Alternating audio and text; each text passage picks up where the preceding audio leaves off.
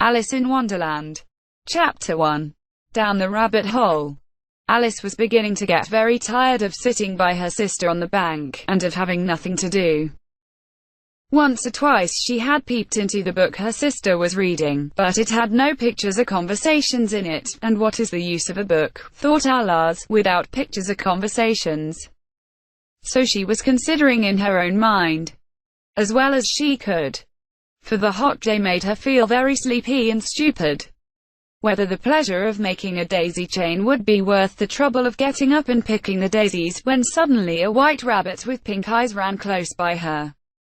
There was nothing so very remarkable in that, nor did Alice think it so very much out of the way to hear the rabbit say to itself, "Oh dear! Oh dear! I shall be too late." When she thought it over afterwards, it occurred to her that she ought to have wondered at this. But at the time it all seemed quite natural.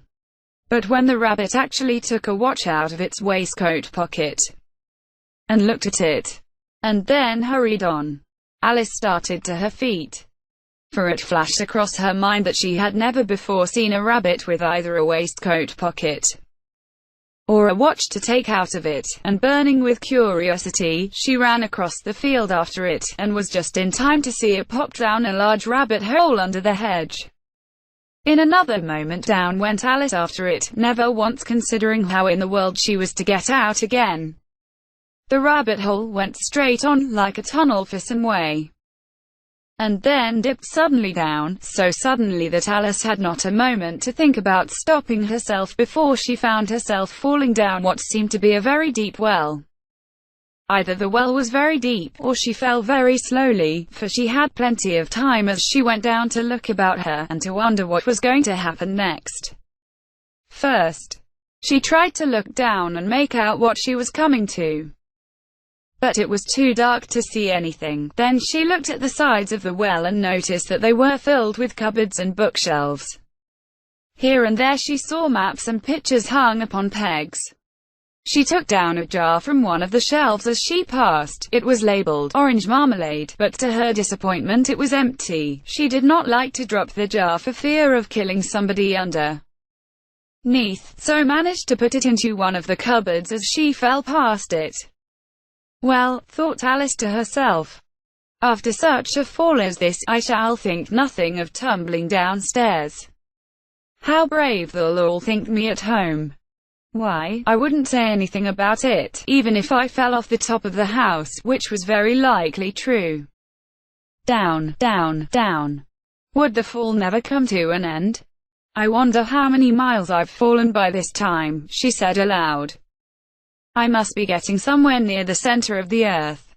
Let me see. That would be 4,000 miles down, I think. You see, Alice had learnt several things of this sort in her lessons in the schoolroom. And though this was not a very good opportunity for showing off her knowledge, as there was no one to listen to her, still it was good practice to say it over. Yes, that's about the right distance, but then I wonder what latitude or longitude I've got to. Alice had no idea what latitude was, or longitude either, but thought they were nice grand words to say. Presently she began again. I wonder if I shall fall right through the earth. How funny it'll seem to come out among the people that walk with their heads downwards. The antipathies. I think she was rather glad there was no one listening this time, as it didn't sound at all the right word, but I shall have to ask them what the name of the country is, you know. Please, ma'am, is this New Zealand or Australia? And she tried to curtsy as she spoke. Fancy curtsying as you're falling through the air. Do you think you could manage it? And what an ignorant little girl she'll think me. No, it'll never dare to ask. Perhaps I shall see it written up somewhere. Down, down, down. There was nothing else to do, so Alice soon began talking again. Dinah'll miss me very much tonight, I should think. Dinah was the cat. I hope they'll remember her saucer of milk at tea time. Dinah, my dear, I wish you were down here with me. There are no mice in the air, I'm afraid, but you might catch a bat, and that's very like a mouse, you know. But do cats eat bats, I wonder? And here Alice began to get rather sleepy, and went on saying to herself, in a dreamy sort of way, do cats eat bats? Do cats eat bats? And sometimes, do bats eat cats? For, you see, as she couldn't answer either question, it didn't much matter which way she put it. She felt that she was dozing off, and had just begun to dream that she was walking hand in hand with Dinah, and saying to her very earnestly, now, Dinah, tell me the truth. Did you ever eat a bat? When suddenly, thump, thump, down she came upon a heap of sticks and dry leaves, and the fall was over. Alice was not a bit hurt, and she jumped up onto her feet in a moment. She looked up, but it was all dark overhead. Before her was another long passage, and the white rabbit was still in sight, hurrying down it. There was not a moment to be lost. Away went Alice like the wind, and was just in time to hear it say, as it turned the corner, "Oh my ears and whiskers, how late it's getting." She was close behind it when she turned the corner, but the rabbit was no longer to be seen. She found herself in a long, low hall, which was lit up by a row of lamps hanging from the roof.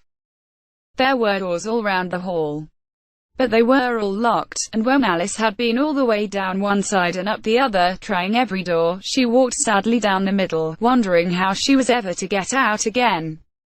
Suddenly she came upon a little three-legged table, all made of solid glass. There was nothing on it but a tiny golden key, and Alice's first idea was that this might belong to one of the doors of the hall, but, alas, either the locks were too large, or the key was too small, but at any rate it would not open any of them. However, on the second time round, she came upon a low curtain she had not noticed before, and behind it was a little door about 15 inches high. She tried the little golden key in the lock, and to her great delight it fitted. Alice opened the door and found that it led into a small passage, not much larger than a rat hole. She knelt down and looked along the passage into the loveliest garden you ever saw. How she longed to get out of that dark hall, and wander about among those beds of bright flowers and those cool fountains. But she could not even get her head through the doorway. Molly, even if my head would go through, thought poor Alas, it would be of very little use without my shoulders. Oh, how I wish I could shut up like a telescope. I think I could, if I only knew how to begin, for, you see, so many out-of-the-way things had happened lately, that Alice had begun to think that very few things indeed were really impossible. There seemed to be no use in waiting by the little door. So she went back to the table, half hoping she might find another key on it, or at any rate a book of rules for shutting people up like telescopes. This time she found a little bottle on it, which certainly was not here before, said Alas, and tied round the neck of the bottle was a paper label, with the words "Drink Me" beautifully printed on it in large letters. It was all very well to say "Drink Me," but the wise little Alice was not going to do that in a hurry. No. I'll look first, she said, and see whether it's marked poison or not, for she had read several nice little stories about children who had got burnt and eaten up by wild beasts, and other unpleasant things, all because they would not remember the simple rules their friends had taught them, such as that a red-hot poker will burn you if you hold it too long, and that if you cut your finger very deeply with a knife, it usually bleeds, and she had never forgotten that, if you drink much from a bottle marked poison, it is almost certain to disagree with you, sooner or later.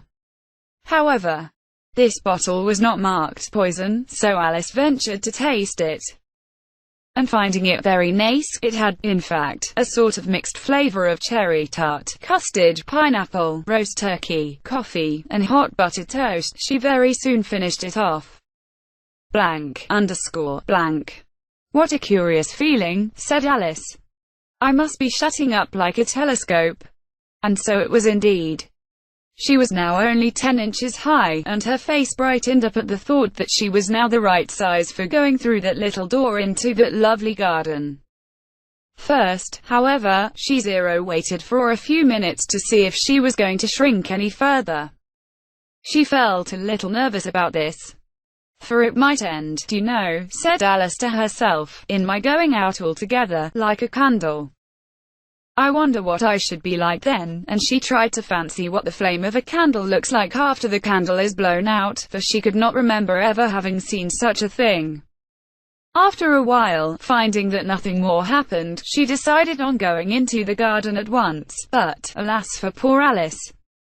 When she got to the door, she found she had forgotten the little golden key, and when she went back to the table for it, she found she could not possibly reach it.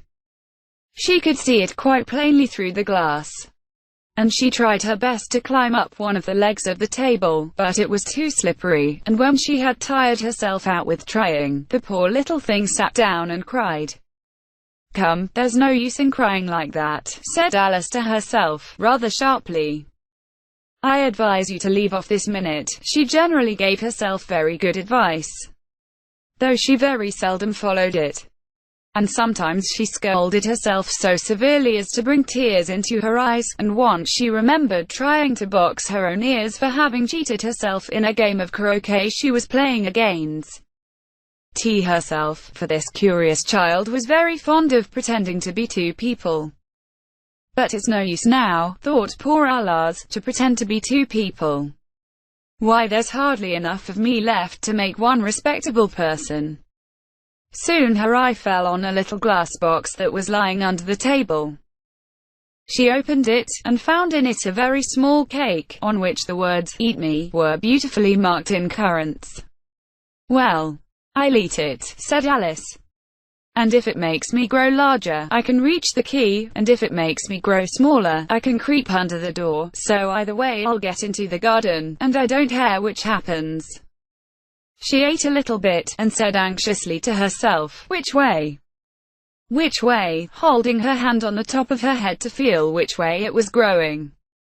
And she was quite surprised to find that she remained the same size, to be sure. This is what generally happens when one eats cake. But Alice had got so much into the way of expecting nothing but out-of-the-way things to happen, that it seemed quite dull and stupid for life to go on in the common way. So she set to work, and very soon finished off the cake. __. Chapter 2. Pool of Tears. "You're incuriouser," cried Alice. She was so much surprised, that for a moment she quite forgot how to speak good English. "Now I'm opening out like the largest telescope that ever was." Goodbye feet, for when she looked down at her feet, they seemed to be almost out of sight, they were getting so far off. "Oh, my poor little feet, I wonder who will put on your shoes and stockings for you now, dears? I'm sure I shan't be able. I shall be a great deal too far off to trouble myself about you. You must manage the best way you can, but I must be kind to them," thought Alice, "or perhaps they won't walk the way I want to go. Let me see. I'll give them a new pair of boots every Christmas." And she went on planning to herself how she would manage it. They must go by the carrier, she thought, and how funny it'll seem, sending presents to one's own feet. And how odd the directions will look. Alice's right foot, ESQ. Hearthrug. Near the fender. With Alice's love. Oh dear, what nonsense I'm talking. Just then her head struck against the roof of the hall. In fact, she was now rather more than 9 feet high, and she at once took up the little golden key and hurried off to the garden door. Poor Alice! It was as much as she could do, lying down on one side, to look through into the garden with one eye, but to get through was more hopeless than ever. She sat down and began to cry again. "You ought to be ashamed of yourself," said Alice. "A great girl like you, she might well say this, to go on crying in this way. Stop this moment, I tell you." But she went on all the same, shedding gallons of tears, until there was a large pool all round her, about 4 inches deep and reaching half down the hall. Curiouser and curiouser. After a time she heard a little pattering of feet in the distance, and she hastily dried her eyes to see what was coming. It was the White Rabbit returning, splendidly dressed, with a pair of white kid gloves in one hand and a large fan in the other. He came trotting along in a great hurry, muttering to himself as he came, "Oh, the Duchess, the Duchess. Oh, Won't she be savage if I've kept her waiting? Alice felt so desperate that she was ready to ask help of anyone, so when the rabbit came near her, she began, in a low, timid voice, "If you please, sir." The rabbit started violently, dropped the white kid gloves and the fan, and scurried away into the darkness as hard as he could go. Alice took up the fan and gloves, and, as the hall was very hot, she kept fanning herself all the time she went on talking. Dear, how queer everything is today. And yesterday things went on just as usual. I wonder if I've been changed during the night. Let me think. Was I the same when I got up this morning? I almost think I can remember feeling a little different. But if I'm not the same, the next question is, who in the world am I? That's the great puzzle, and she began thinking over all the children she knew that were of the same age as herself, to see if she could have been changed for any of them.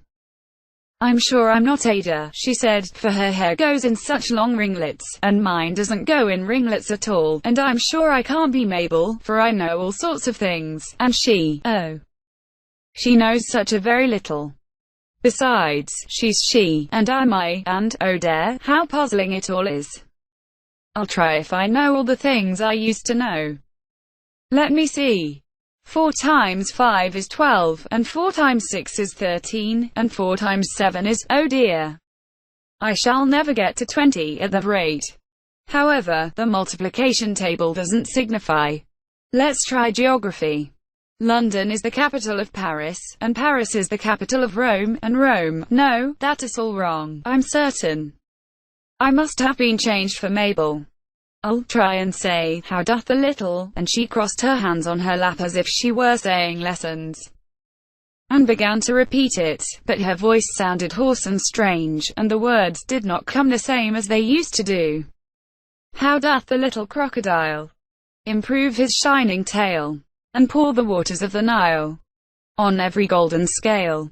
How cheerfully he seems to grin, how neatly spreads his claws, and welcomes little fishes in, with gently smiling jaws. I'm sure those are not the right words, said poor Alice, and her eyes filled with tears again as she went on. I must be Mabel, after all, and I shall have to go and live in that poky little house, and have next to no toys to play with, and oh, ever so many lessons to learn.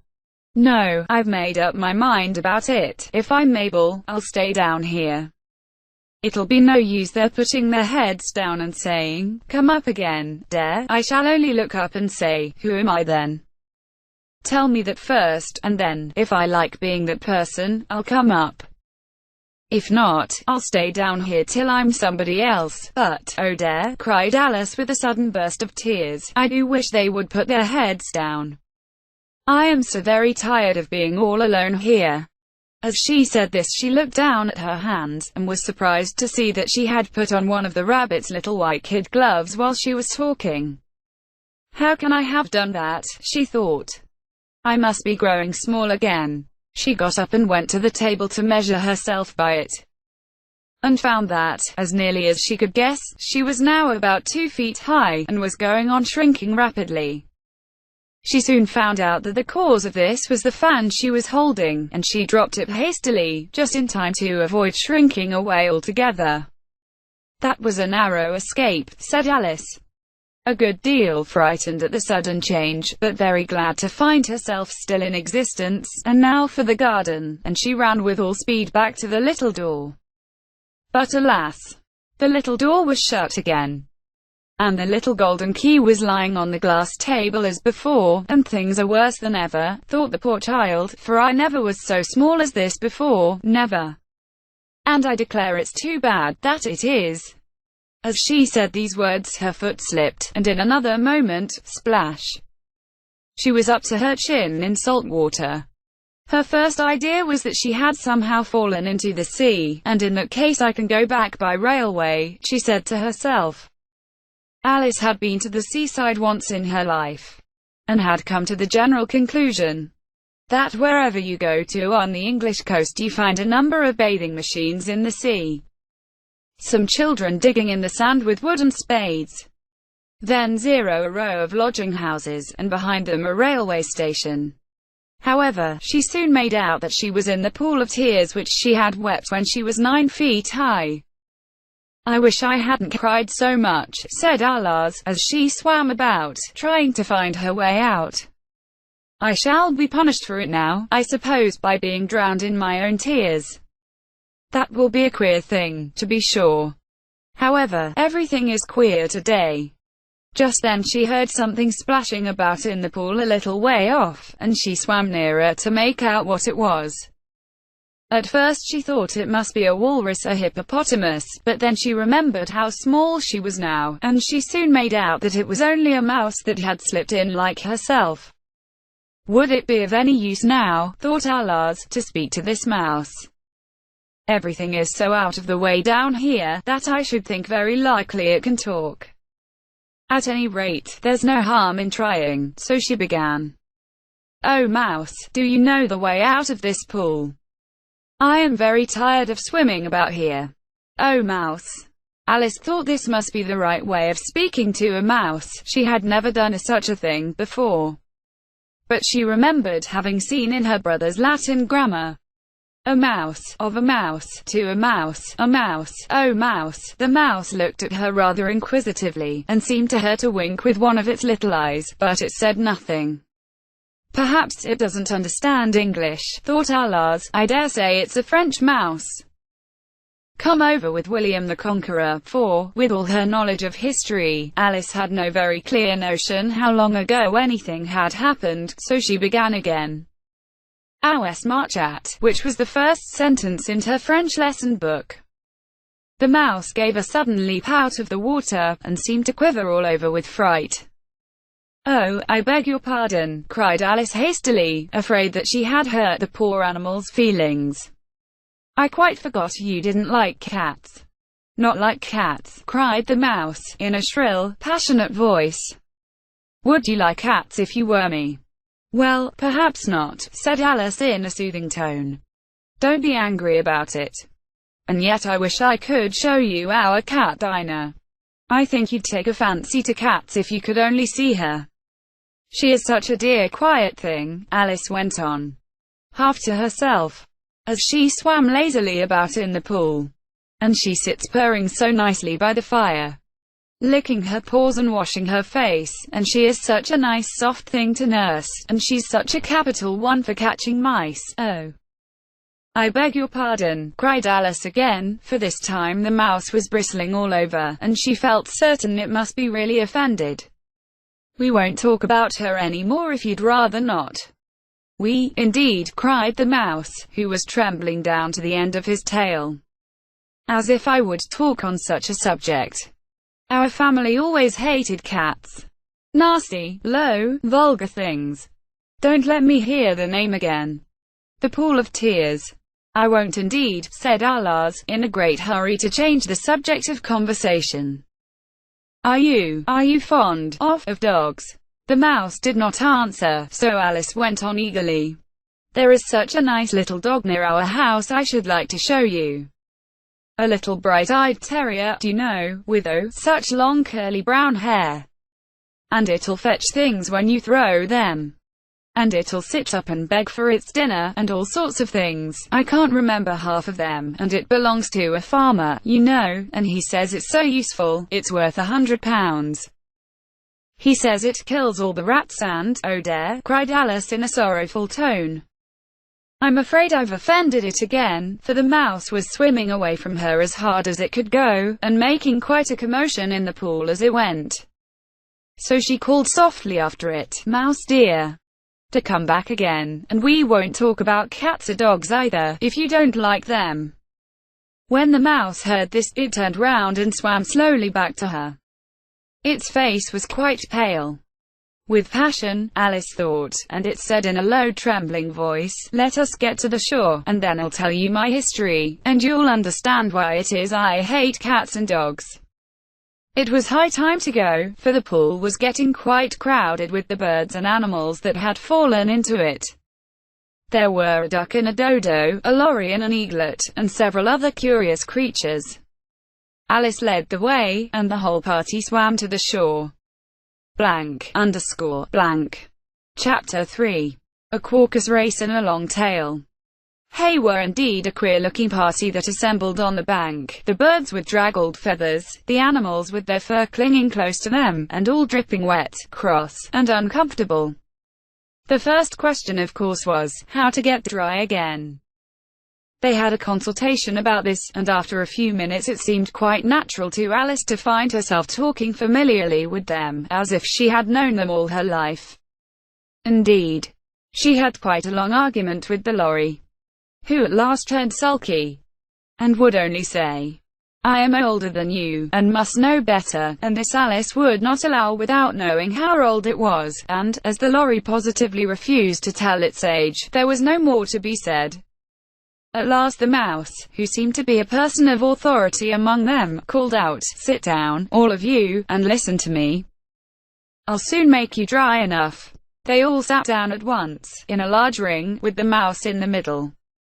Alice kept her eyes anxiously fixed on it, for she felt sure she would catch a bad cold if she did not get dry very soon.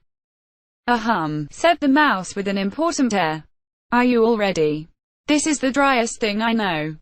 Silence all round, if you please."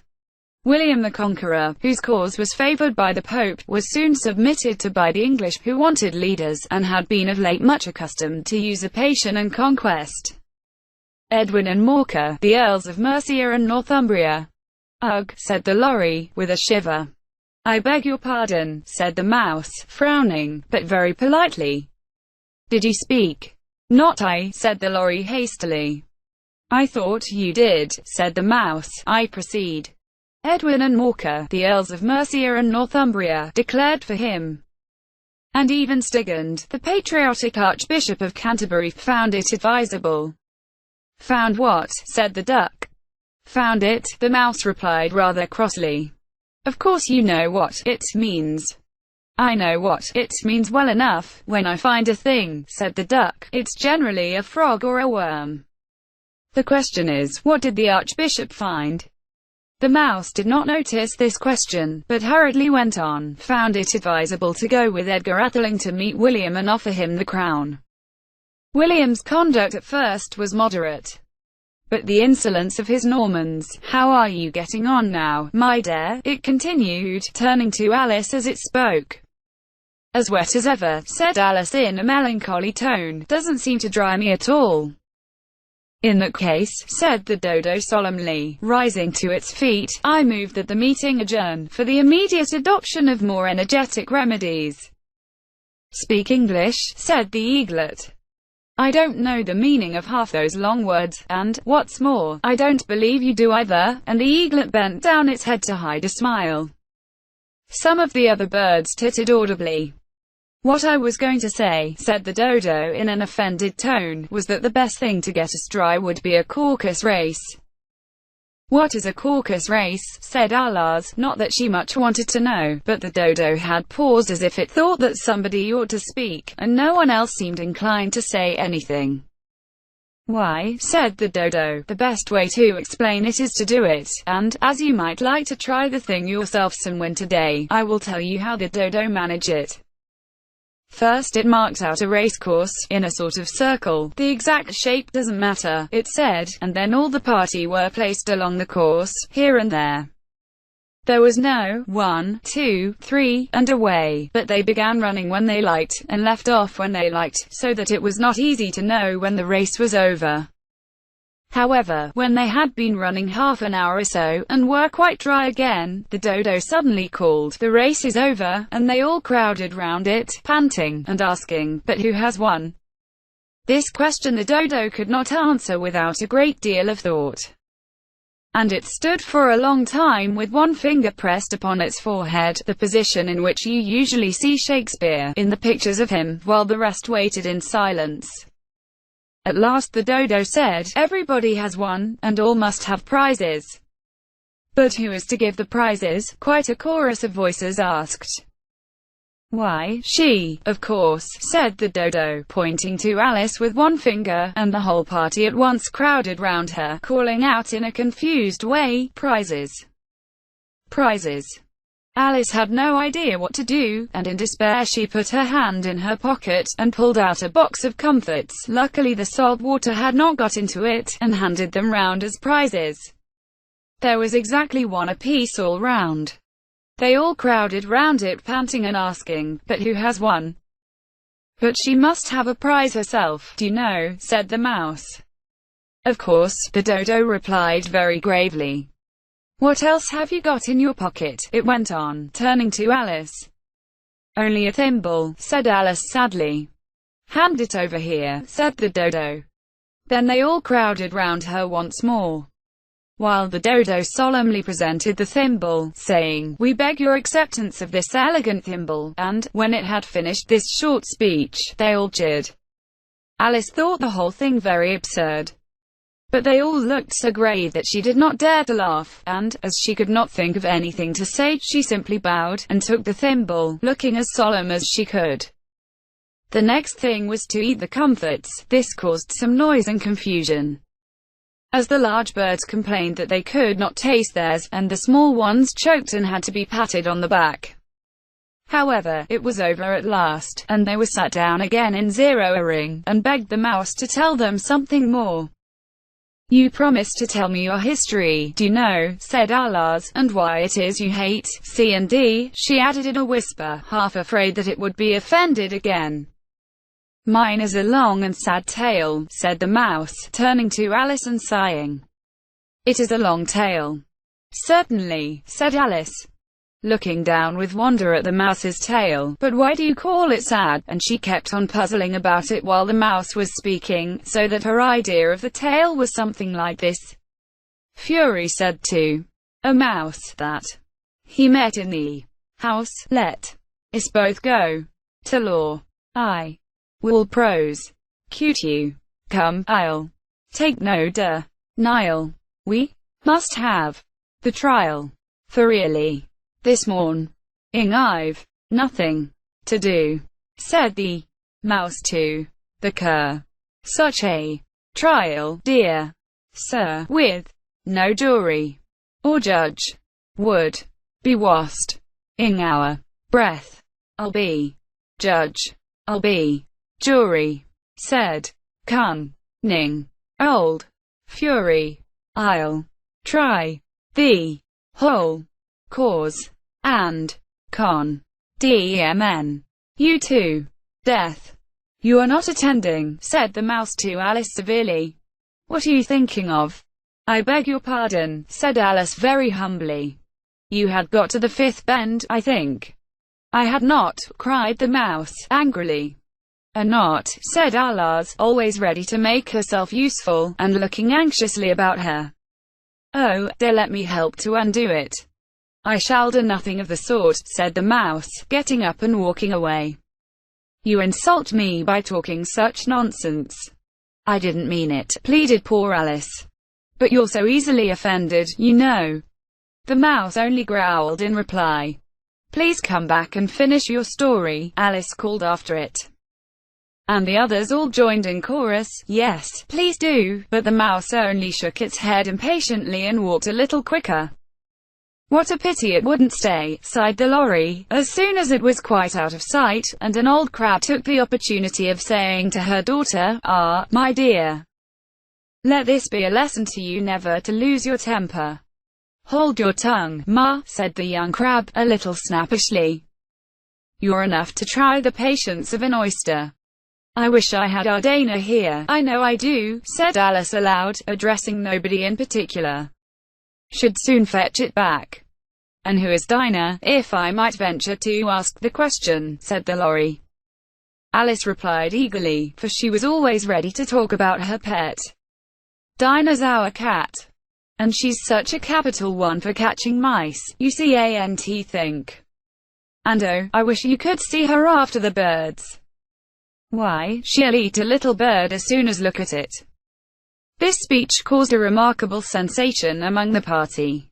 Some of the birds hurried off at once. One old magpie began wrapping itself up very carefully, remarking, "I really must be getting home, the night air doesn't suit my throat," and a canary called out in a trembling voice to its children, "Come away, my dears. It's high time you were all in bed." On various pretexts, they all moved off, and Alice was soon left alone. "I wish I hadn't mentioned Dinah," she said to herself in a melancholy tone. "Nobody seems to like her down here, and I'm sure she's the best cat in the world. Oh, my dear Dinah, I wonder if I shall ever see you any more." And here poor Alice began to cry again, for she felt very lonely and low-spirited. In a little while, however, she again heard a little pattering of footsteps in the distance, and she looked up eagerly, half hoping that the mouse had changed his mind, and was coming back to finish his story. __. Chapter 4. The rabbit sends in a little bill. T was the white rabbit, trotting slowly back again, and looking anxiously about as it went, as if it had lost something, and she heard it muttering to itself, "The Duchess. The Duchess. Oh my dear paws. Oh my fur and whiskers. She'll get me executed, as sure as ferrets are ferrets. Where can I have dropped them? I wonder." Alice guessed in a moment that it was looking for the fan and the pair of white kid gloves, and she very good-naturedly began hunting about for them. But they were nowhere to be seen. Everything seemed to have changed since her swim in the pool, and the great hall, with the glass table and the little door, had vanished completely. Very soon the rabbit noticed Alice, as she went hunting about, and called out to her in an angry tone, "Why, Mary Ann, what are you doing out here? Run home this moment, and fetch me a pair of gloves and a fan. Quick, now!" And Alice was so much frightened that she ran off at once in the direction it pointed to, without trying to explain the mistake it had made. "He took me for his housemaid," she said to herself as she ran. "How surprised he'll be when he finds out who I am. But I'd better take him his fan and gloves, that is, if I can find them." As she said this, she came upon a neat little house, on the door of which was a bright brass plate with the name of W. Rabbit engraved upon it. She went in without knocking, and hurried upstairs, in great fear lest she should meet the real Mary Ann, and be turned out of the house before she had found the fan and gloves.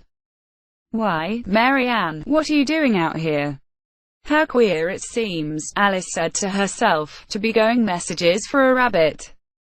I suppose Dinah'll be sending me on messages next," and she began fancying the sort of thing that would happen. "Miss Alice, come here directly, and get ready for your walk. Coming in a minute, nurse. But I've got to watch this mouse hole till Dinah comes back, and see that the mouse doesn't get out. Only I don't think," Alice went on, "that they'd let Dinah stop in the house if it began ordering people about like that." By this time she had found her way into a tidy little room with a table in the window, and on it, as she had hoped, a fan and 2 or 3 pairs of tiny white kid gloves. She took up the fan and a pair of the gloves, and was just going to leave the room, when her eye fell upon a little bottle that stood near the looking-glass. There was no label this time with the words "Drink me," but nevertheless she uncorked it and put it to her lips. "I know something interesting is sure to happen," she said to herself, "whenever I eat or drink anything, so I'll just see what this bottle does.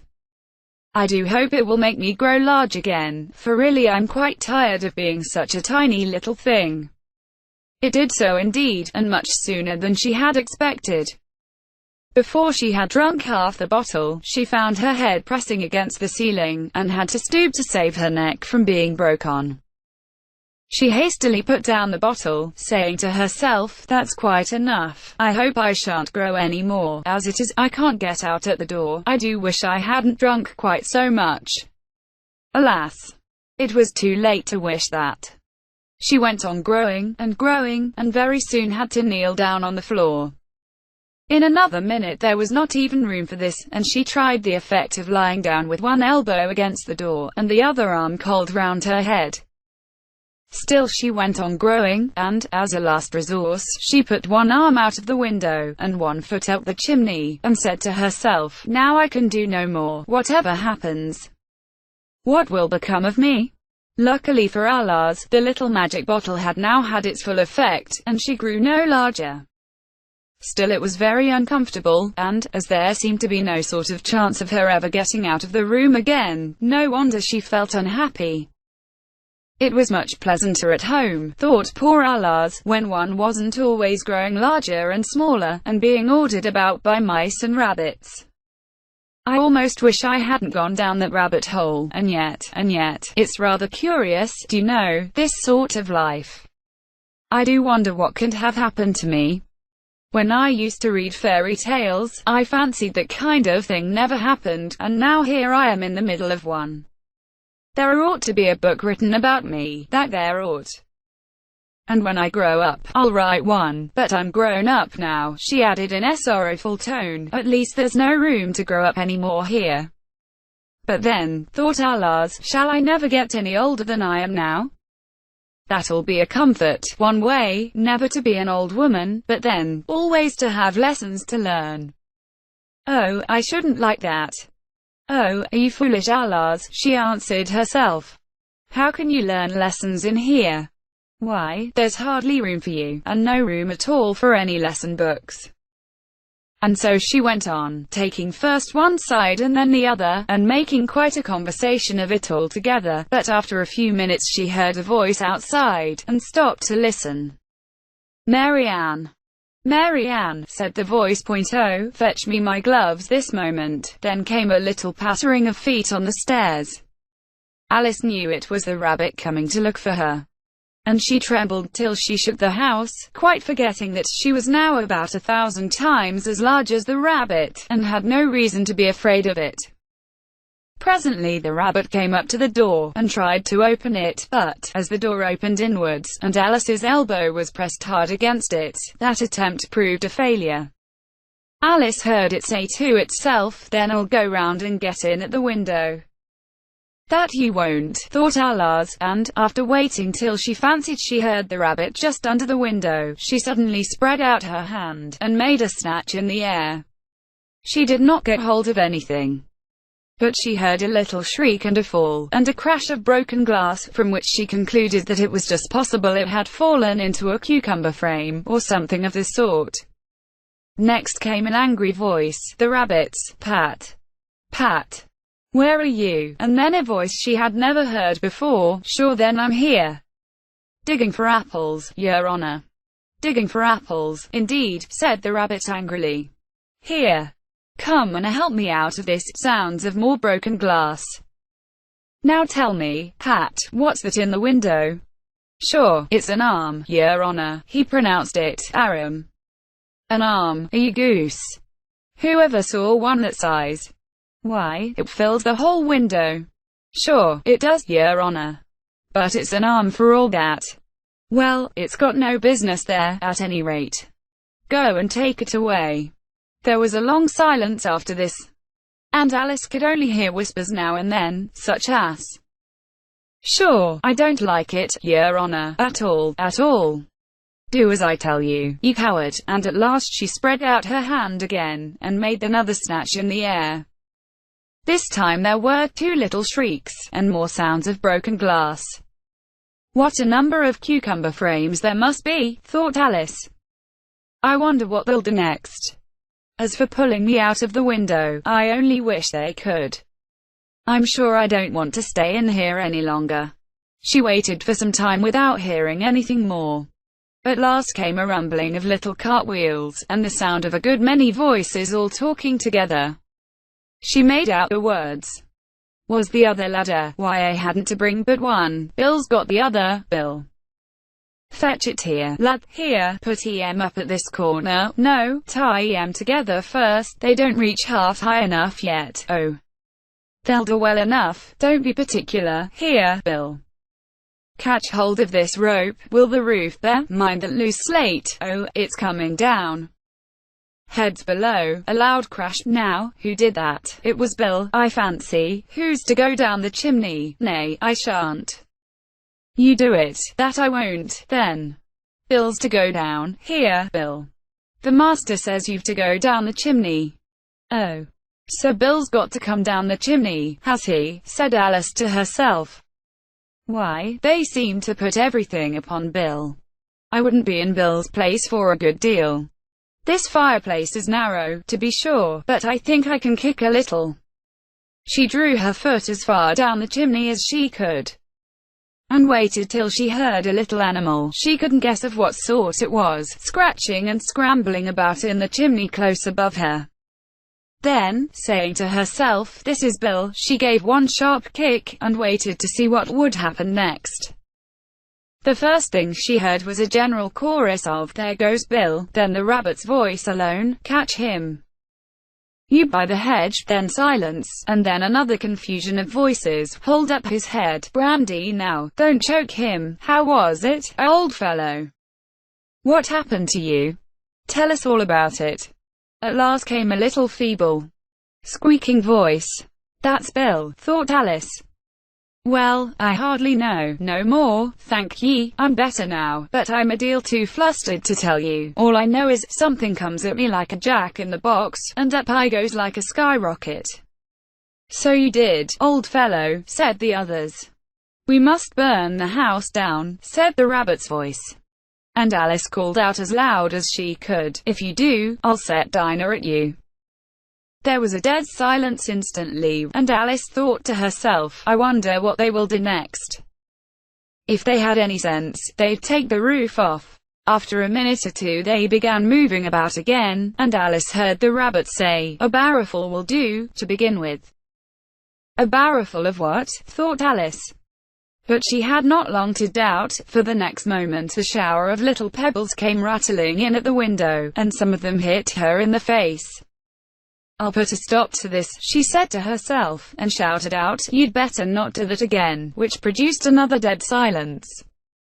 Alice noticed with some surprise that the pebbles were all turning into little cakes as they lay on the floor, and a bright idea came into her head.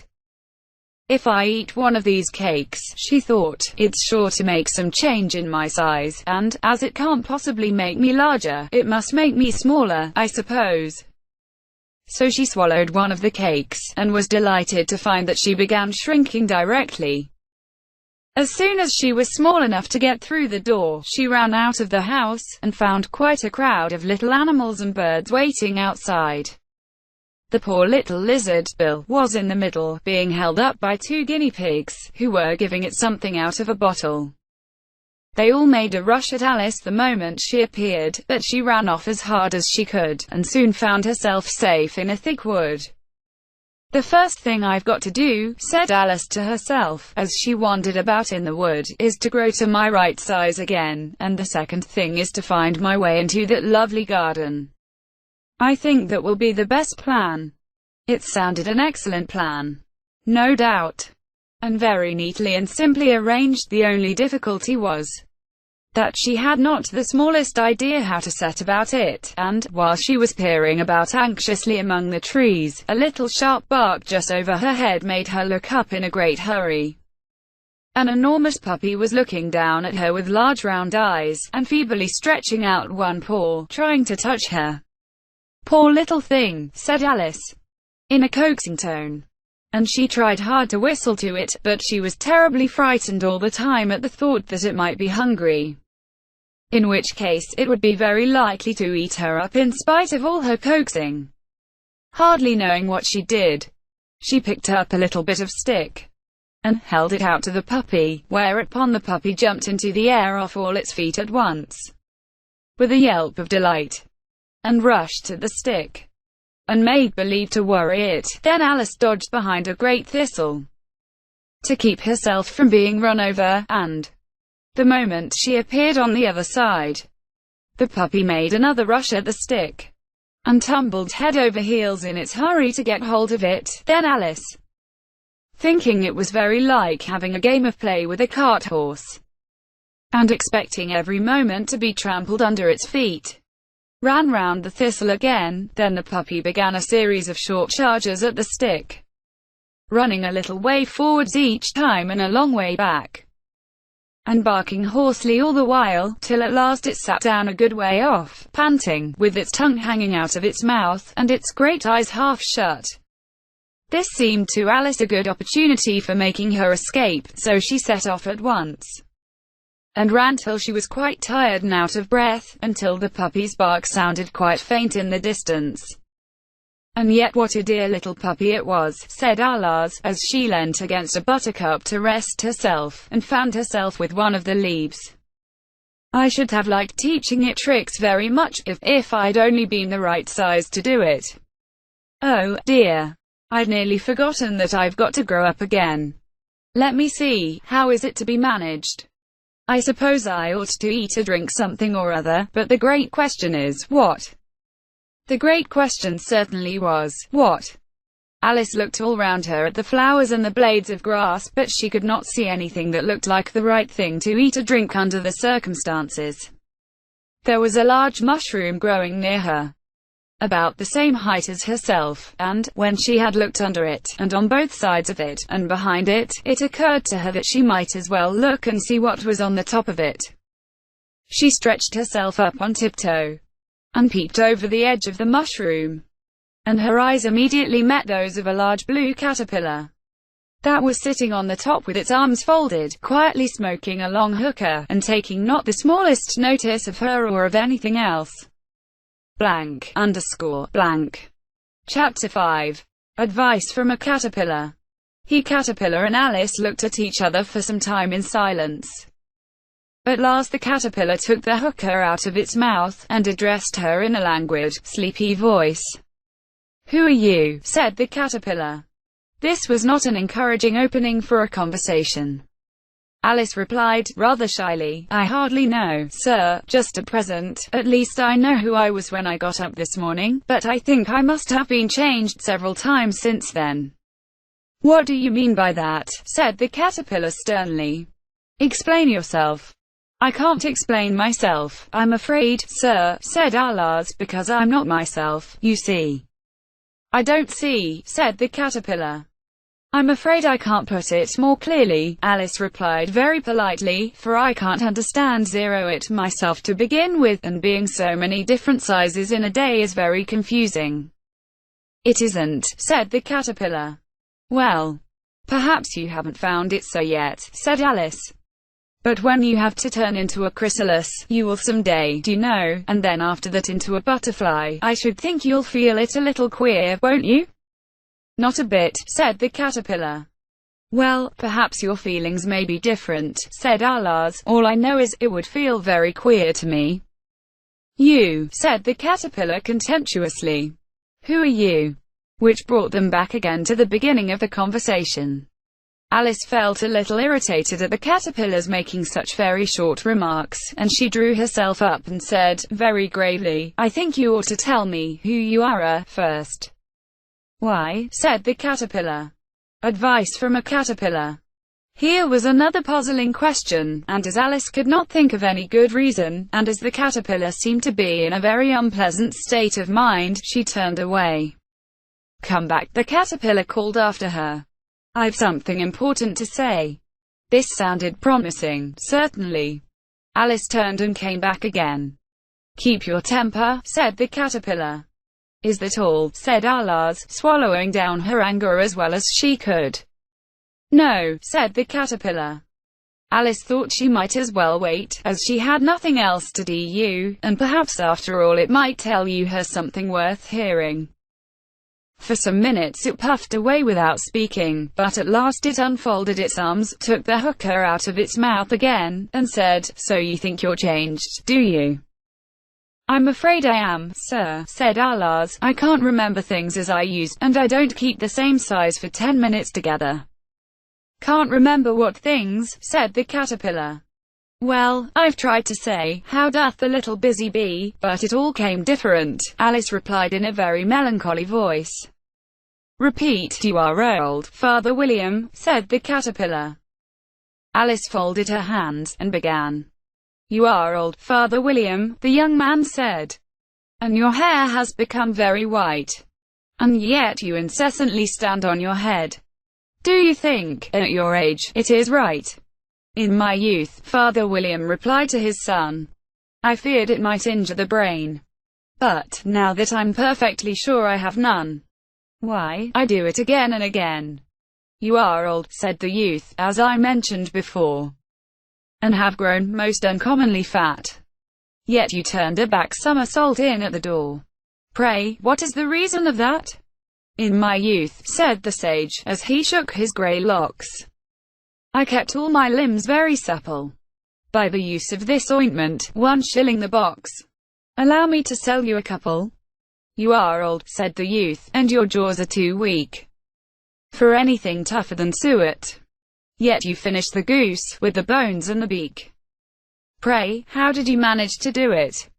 In my youth, said his father, I took to the law, and argued each case with my wife, and the muscular strength, which it gave to my jaw, has lasted the rest of my life.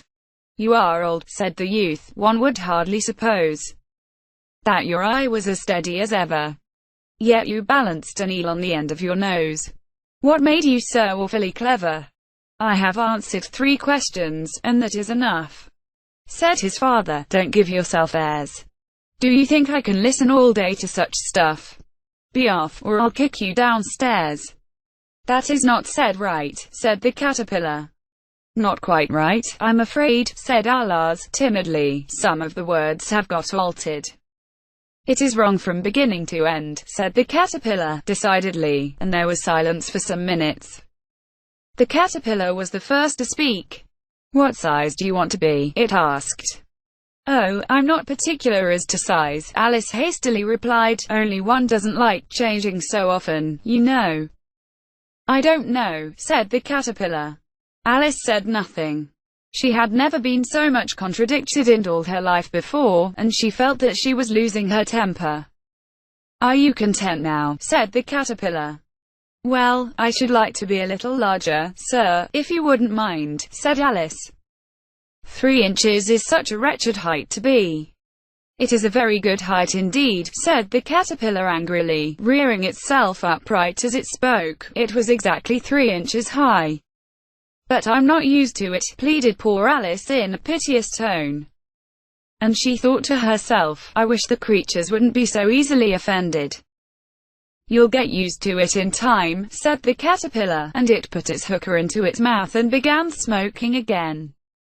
This time Alice waited patiently until it chose to speak again. In a minute or two the caterpillar took the hooker out of its mouth and yawned once or twice, and shook itself. Then it got down off the mushroom, and crawled away into the grass, merely remarking as it went, one side will make you grow taller, and the other side will make you grow shorter. One side of what? The other side of what? Thought Alice to herself. Of the mushroom, said the caterpillar, just as if she had asked it aloud, and in another moment it was out of sight. Alice remained looking thoughtfully at the mushroom for a minute, trying to make out which were the 2 sides of it, and as it was perfectly round, she found this a very difficult question. However, at last she stretched her arms round it as far as they would go, and broke off a bit of the edge with each hand. And now which is which, she said to herself, and nibbled a little of the right-hand bit to try the effect. The next moment she felt a violent blow underneath her chin. It had struck her foot. She was a good deal frightened by this very sudden change, but she felt that there was no time to be lost, as she was shrinking rapidly, so she set to work at once to eat some of the other bit. Her chin was pressed so closely against her foot that there was hardly room to open her mouth, but she did it at last, and managed to swallow a morsel of the left-hand bit. Blank, underscore, blank. Come, my head's free at last, said Alice in a tone of delight, which changed into alarm in another moment, when she found that her shoulders were nowhere to be found. All she could see, when she looked down, was an immense length of neck, which seemed to rise like a stalk out of a sea of green leaves that lay far below her. What can all that green stuff be? Said Alice. And where have my shoulders got to? And oh, my poor hands, how is it I can't see you? She was moving them about as she spoke, but no result seemed to follow, except a little shaking among the distant green leaves, as there seemed to be no chance of getting her hands up to her head. She tried to get her head down to them, and was delighted to find that her neck would bend about easily in any direction, like a serpent.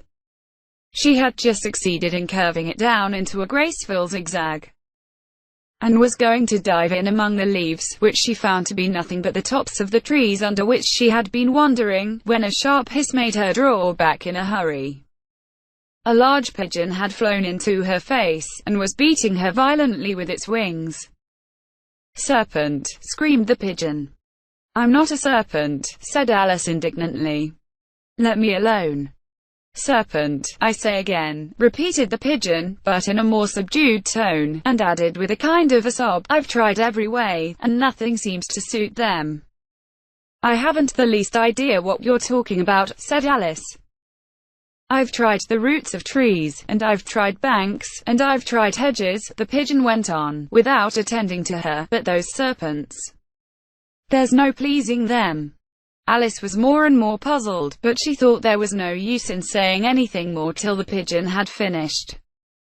"As if it wasn't trouble enough hatching the eggs," said the pigeon, "but I must be on the lookout for serpents night and day. Why, I haven't had a wink of sleep these 3 weeks."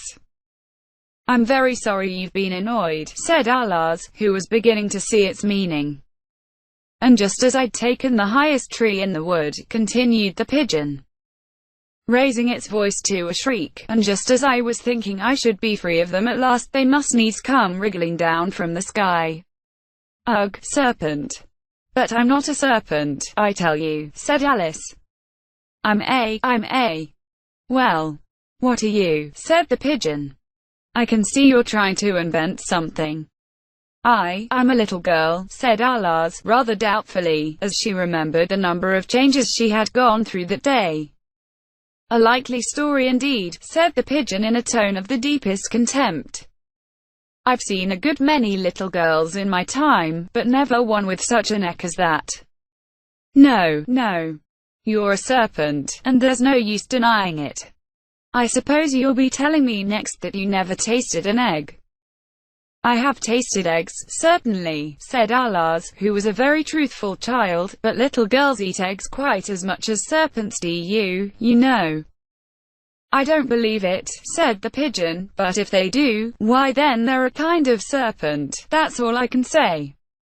This was such a new idea to Alice that she was quite silent for a minute or two, which gave the pigeon the opportunity of adding, "You're looking for eggs, I know that well enough, and what does it matter to me whether you're a little girl or a serpent?" "It matters a good deal to me," said Alice hastily, "but I'm not looking for eggs, as it happens, and if I was, I shouldn't want yours. I don't like them raw." "Well, be off then," said the pigeon in a sulky tone, as it settled down again into its nest. Alice crouched down among the trees as well as she could, for her neck kept getting entangled among the branches, and every now and then she had to stop and untwist it. After a while she remembered that she still held the pieces of mushroom in her hands, and she set to work very carefully, nibbling first at one and then at the other, and growing sometimes taller and sometimes shorter, until she had succeeded in bringing herself down to her usual height. It was so long since she had been anything near the right size, that it felt quite strange at first, but she got used to it in a few minutes, and began talking to herself, as usual. "Come, there's half my plan done now. How puzzling all these changes are. I'm never sure what I'm going to be, from one minute to another. However, I've got back to my right size. The next thing is, to get into that beautiful garden. How is that to be done, I wonder?" As she said this, she came suddenly upon an open place, with a little house in it about 4 feet high. "Whoever lives there," thought Alice, "it'll never do to come upon them this size. Why, I should frighten them out of the wits." So she began nibbling at the right-hand bit again, and did not venture to go near the house till she had brought herself down to 9 inches high. ___. Chapter 6. Pig and Pepper. For a minute or two she stood looking at the house, and wondering what to do next, when suddenly a footman in livery came running out of the wood. She considered him to be a footman because he was in livery. Otherwise, judging by his face only, she would have called him a fish, and rapped loudly at the door with his knuckles. It was opened by another footman in livery, with a round face and large eyes like a frog, and both footmen, Alice noticed, had powdered hair that curled all over their heads. She felt very curious to know what it was all about, and crept a little way out of the wood to listen. The fish footman began by producing from under his arm a great letter, nearly as large as himself, and this he handed over to the other, saying, in a solemn tone, "For the Duchess. An invitation from the Queen to play croquet." The frog footman repeated, in the same solemn tone, only changing the order of the words a little, "From the Queen. An invitation for the Duchess to play croquet." Then they both bowed low, and their curls got entangled together.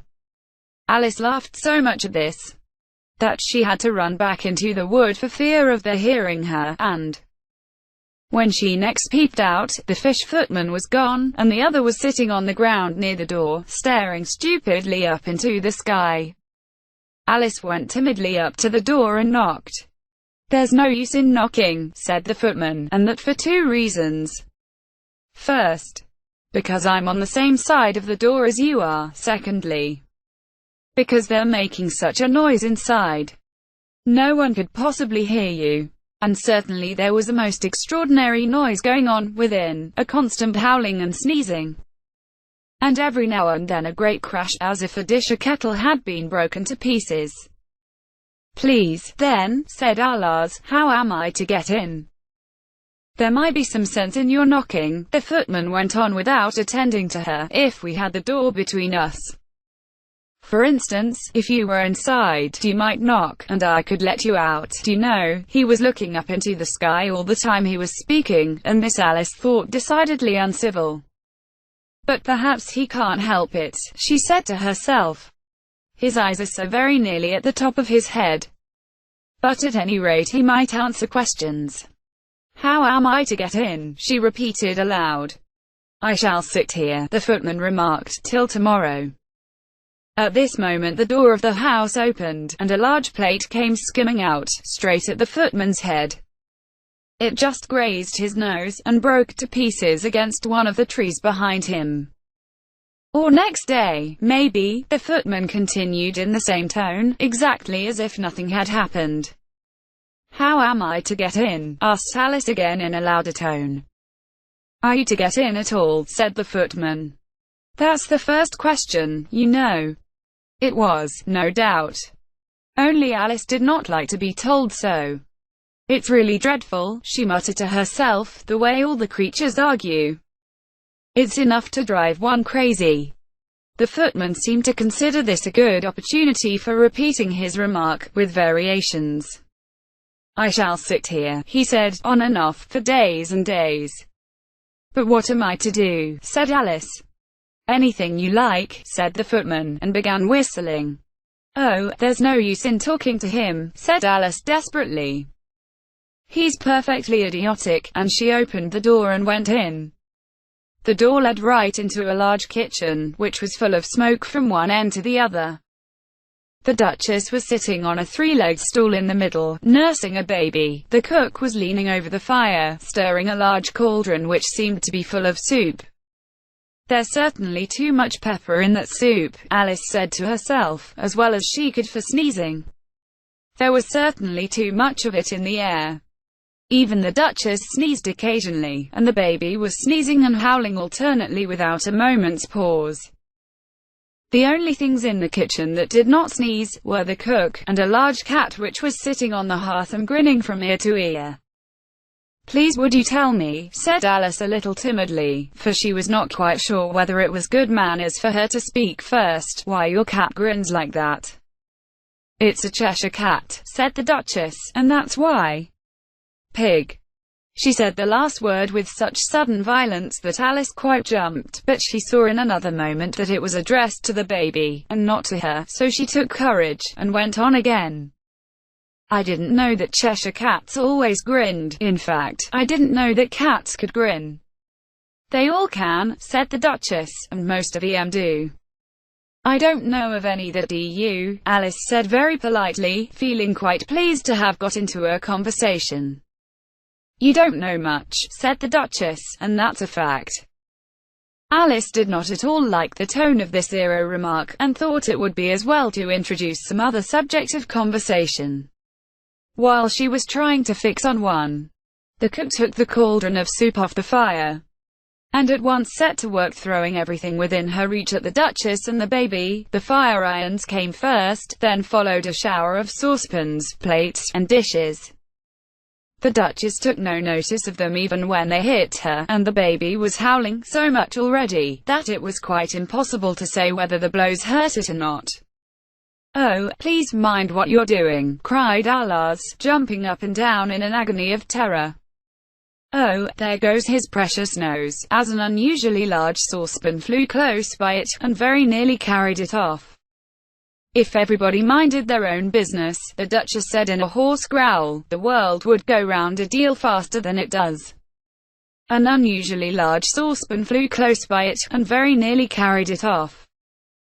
"Which would not be an advantage," said Alas, who felt very glad to get an opportunity of showing off a little of her knowledge. "Just think what work it would make with the day and night. You see, the Earth takes 24 hours to turn round on its axis." "Talking of axes," said the Duchess, "chop off her head." Alice glanced rather anxiously at the cook, to see if she meant to take the hint, but the cook was busily engaged in stirring the soup, and did not seem to be listening, so she ventured to go on again. 24 hours, I think, or is it 12? Oh.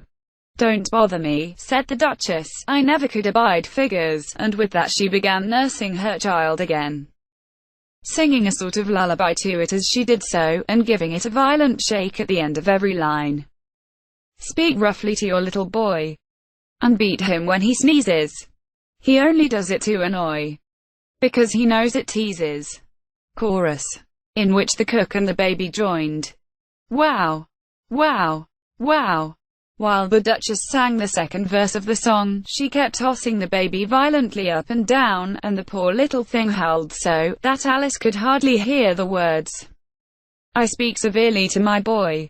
I beat him when he sneezes, for he can thoroughly enjoy the pepper when he pleases." Chorus. "Wow! Wow! Wow! Here! You may nurse it a bit if you like," the Duchess said to Alas, flinging the baby at her as she spoke. "I must go and get ready to play croquet with the Queen," and she hurried out of the room. The cook threw a frying pan after her as she went out, but it just missed her. Alice caught the baby with some difficulty, as it was a queer-shaped little creature, and held out its arms and legs in all directions, just like a starfish, thought Alice. The poor little thing was snorting like a steam engine when she caught it, and kept doubling itself up and straightening itself out again, so that altogether, for the first minute or two, it was as much as she could do to hold it. As soon as she had made out the proper way of nursing it, which was to twist it up into a knot, and then keep tight hold of its right ear and left foot, so as to prevent its undoing itself, she carried it out into the open air. "If I don't take this child away with me," thought Alas, "they're sure to kill it in a day or two. Wouldn't it be murder to leave it behind?" She said the last words out loud, and the little thing grunted in reply. It had left off sneezing by this time. "Don't grunt," said Alas, "that's not at all a proper way of expressing yourself." The baby grunted again, and Alice looked very anxiously into its face to see what was the matter with it. There could be no doubt that it had a very turn-up nose, much more like a snout than a real nose, also its eyes were getting extremely small for a baby. Altogether Alice did not like the look of the thing at all. But perhaps it was only sobbing, she thought, and looked into its eyes again, to see if there were any tears. No, there were no tears. "If you're going to turn into a pig, my dear," said Alas, seriously, "I'll have nothing more to do with you. Mind now." The poor little thing sobbed again, or grunted, it was impossible to say which, and they went on for some while in silence. Alice was just beginning to think to herself, "Now, what am I to do with this creature when I get it home?" when it grunted again, so violently, that she looked down into its face in some alarm. This time there could be no mistake about it. It was neither more nor less than a pig, and she felt that it would be quite absurd for her to carry it any further. So she set the little creature down, and felt quite relieved to see it trot quietly away into the wood. If it had grown up, she said to herself, it would have made a dreadfully ugly child.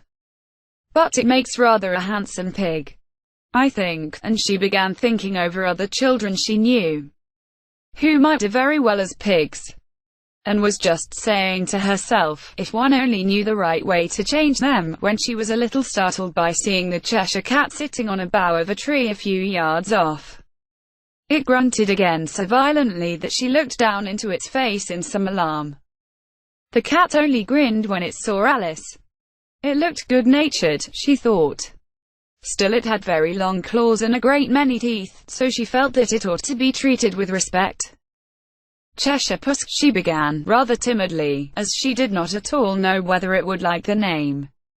However, it only grinned a little wider. Come, it's pleased so far, thought Alice, and she went on. Would you tell me, please, which way I ought to go from here? That depends a good deal on where you want to get to, said the cat. I don't much care where, said Alice. Then it doesn't matter which way you go, said the cat. So long as I get somewhere, Alice added as an explanation. Oh, you're sure to do that, said the cat, if you only walk long enough. Alice felt that this could not be denied, so she tried another question. What sort of people live about here? In that direction, the cat said, waving its right paw round, lives a hatter. And in that direction, waving the other paw, lives a March hare. Visit either you like. They're both mad. But I don't want to go among mad people, Alice remarked. Oh, you can't help that, said the cat. We're all mad here. I'm mad. You're mad. How do you know I'm mad, said Alice. You must be, said the cat, or you wouldn't have come here.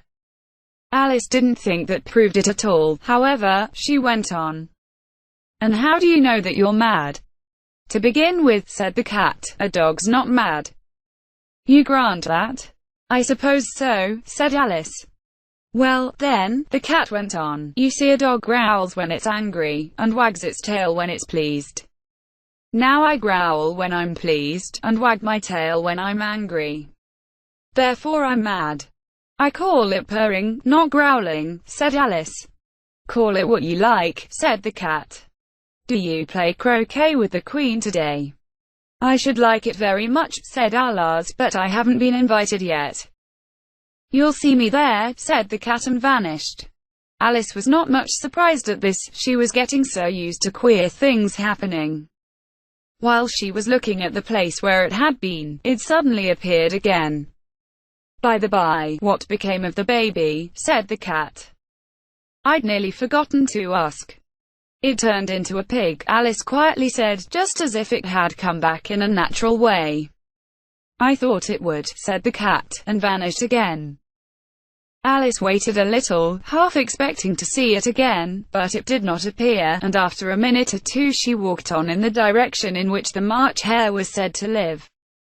I've seen hatters before, she said to herself, the March hare will be much the most interesting. And perhaps as this is May, it won't be raving mad, at least not so mad as it was in March. As she said this, she looked up, and there was the cat again, sitting on the branch of a tree. Did you say pig, or fig, said the cat.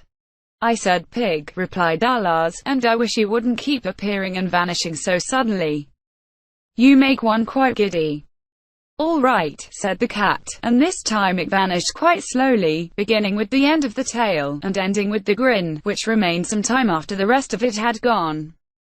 Well, I've often seen a cat without a grin, thought Alice, but a grin without a cat. It's the most curious thing I ever saw in all my life. She had not gone much farther before she came in sight of the house of the March hare. She thought it must be the right house, because the chimneys were shaped like ears and the roof was thatched with fur.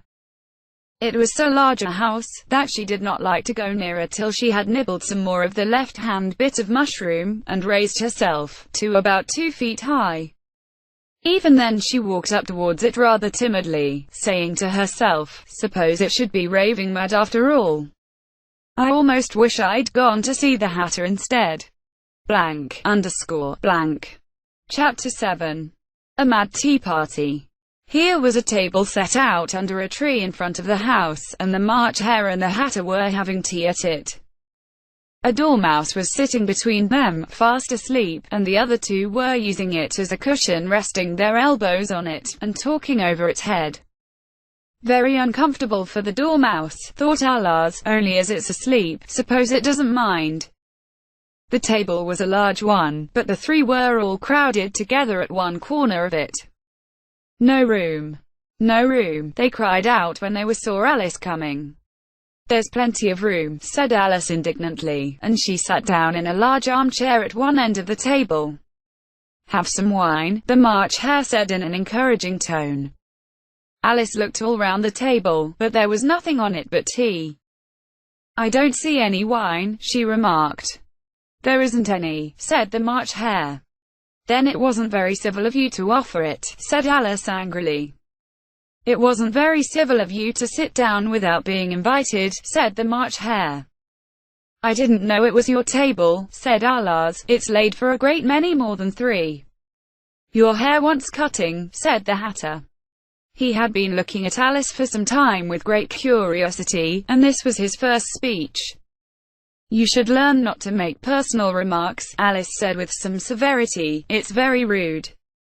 The Hatter opened his eyes very wide on hearing this, but all he said was, why is a raven like a writing desk? Come, we shall have some fun now, thought Alice. I'm glad they've begun asking riddles. I believe I can guess that, she added aloud. Do you mean that you think you can find out the answer to it, said the March Hare. Exactly so, said Alice. Then you should say what you mean, the March Hare went on. I do, Alice hastily replied, at least I mean what I say, that's the same thing, you know. Not the same thing a bit, said the Hatter. Why, you might just as well say that, I see what I eat, is the same thing as, I eat what I see. You might just as well say, added the March Hare, that, I like what I get, is the same thing as, I get what I like. You might just as well say, added the Dormouse, which seemed to be talking in his sleep, that, I breathe when I sleep, is the same thing as, I sleep when I breathe. It is the same thing with you, said the Hatter, and here the conversation dropped. And the party sat silent for a minute, while Alice thought over all she could remember about ravens and writing desks, which wasn't much. A mad tea party. The Hatter was the first to break the silence. What day of the month is it? He said, turning to Alice. He had taken his watch out of his pocket, and was looking at it uneasily, shaking it every now and then, and holding it to his ear. Alice considered a little, and then said, the 4th. 2 days wrong, sighed the Hatter. I told you butter would not suit the works, he added, looking angrily at the March Hare. It was the best butter, the March Hare meekly replied. Yes, but some crumbs must have got in as well, the Hatter grumbled. You shouldn't have put it in with the bread knife. The March Hare took the watch and looked at it gloomily. Then he dipped it into his cup of tea, and looked at it again. But he could think of nothing better to say than his first remark, it was the best butter, you know. Alice had been looking over his shoulder with some curiosity. What a funny watch, she remarked. It tells the day of the month, and doesn't tell what o'clock it is. Why should it? Muttered the Hatter. Does your watch tell you what year it is? Of course not, Alice replied very readily. But that's because it stays the same year for such a long time together. Which is just the case with mine, said the Hatter. Alice felt dreadfully puzzled. The Hatter's remark seemed to have no meaning in it, and yet it was certainly English. I don't quite understand, she said, as politely as she could. The Dormouse is asleep again, said the Hatter, and he poured a little hot tea upon its nose. The Dormouse shook its head impatiently, and said, without opening its eyes, of course, just what I was going to remark myself. Have you guessed the riddle yet? The Hatter said, turning to Alice again. No, I give it up, Alice replied. What's the answer? I haven't the slightest idea, said the Hatter. Nor I, said the March Hare. Alice sighed wearily. I think you might do something better with the time, she said, than wasting it asking riddles with no answers. If you knew time as well as I do, said the Hatter, you wouldn't talk about wasting it. It's him. I don't know what you mean, said Alice. Of course you don't, the Hatter said, tossing his head contemptuously. I dare say you never spoke to time. Perhaps not, Alice cautiously replied. But I know I have to beat time when I learn music. Ah, that accounts for it, said the Hatter.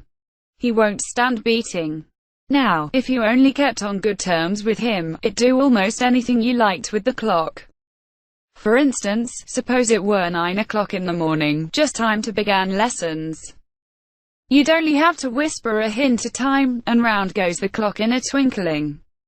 1:30, time for dinner. I only wish it was, the March Hare said to itself in a whisper. That would be grand, certainly, said Alice thoughtfully.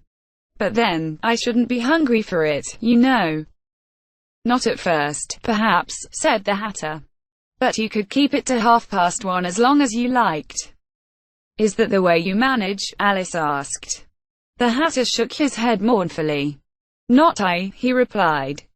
We quarreled last March, just before he went mad, do you know, pointing with his teaspoon to the March Hare. It was at the great concert given by the Queen of Hearts, and I had to sing. Twinkle, twinkle, little bat. How I wonder what you're at. You know that song, perhaps? I've heard something like it, said Alice. It goes on, do you know, the Hatter continued, in this way. Up above the world you fly, like a tea tray in the sky. Twinkle, twinkle. Here the dormouse shook itself, and began singing in its sleep, twinkle, twinkle, twinkle, twinkle, and went on so long that they had to pinch it to make it stop. Well, I'd hardly finished the first verse, said the Hatter, when the Queen jumped up and bawled out, he's murdering the time. Off with his head. How dreadfully savage, exclaimed Alice. And ever since that, the Hatter went on in a mournful tone, he won't do a thing I ask. It's always 6 o'clock now. A bright idea came into Alice's head.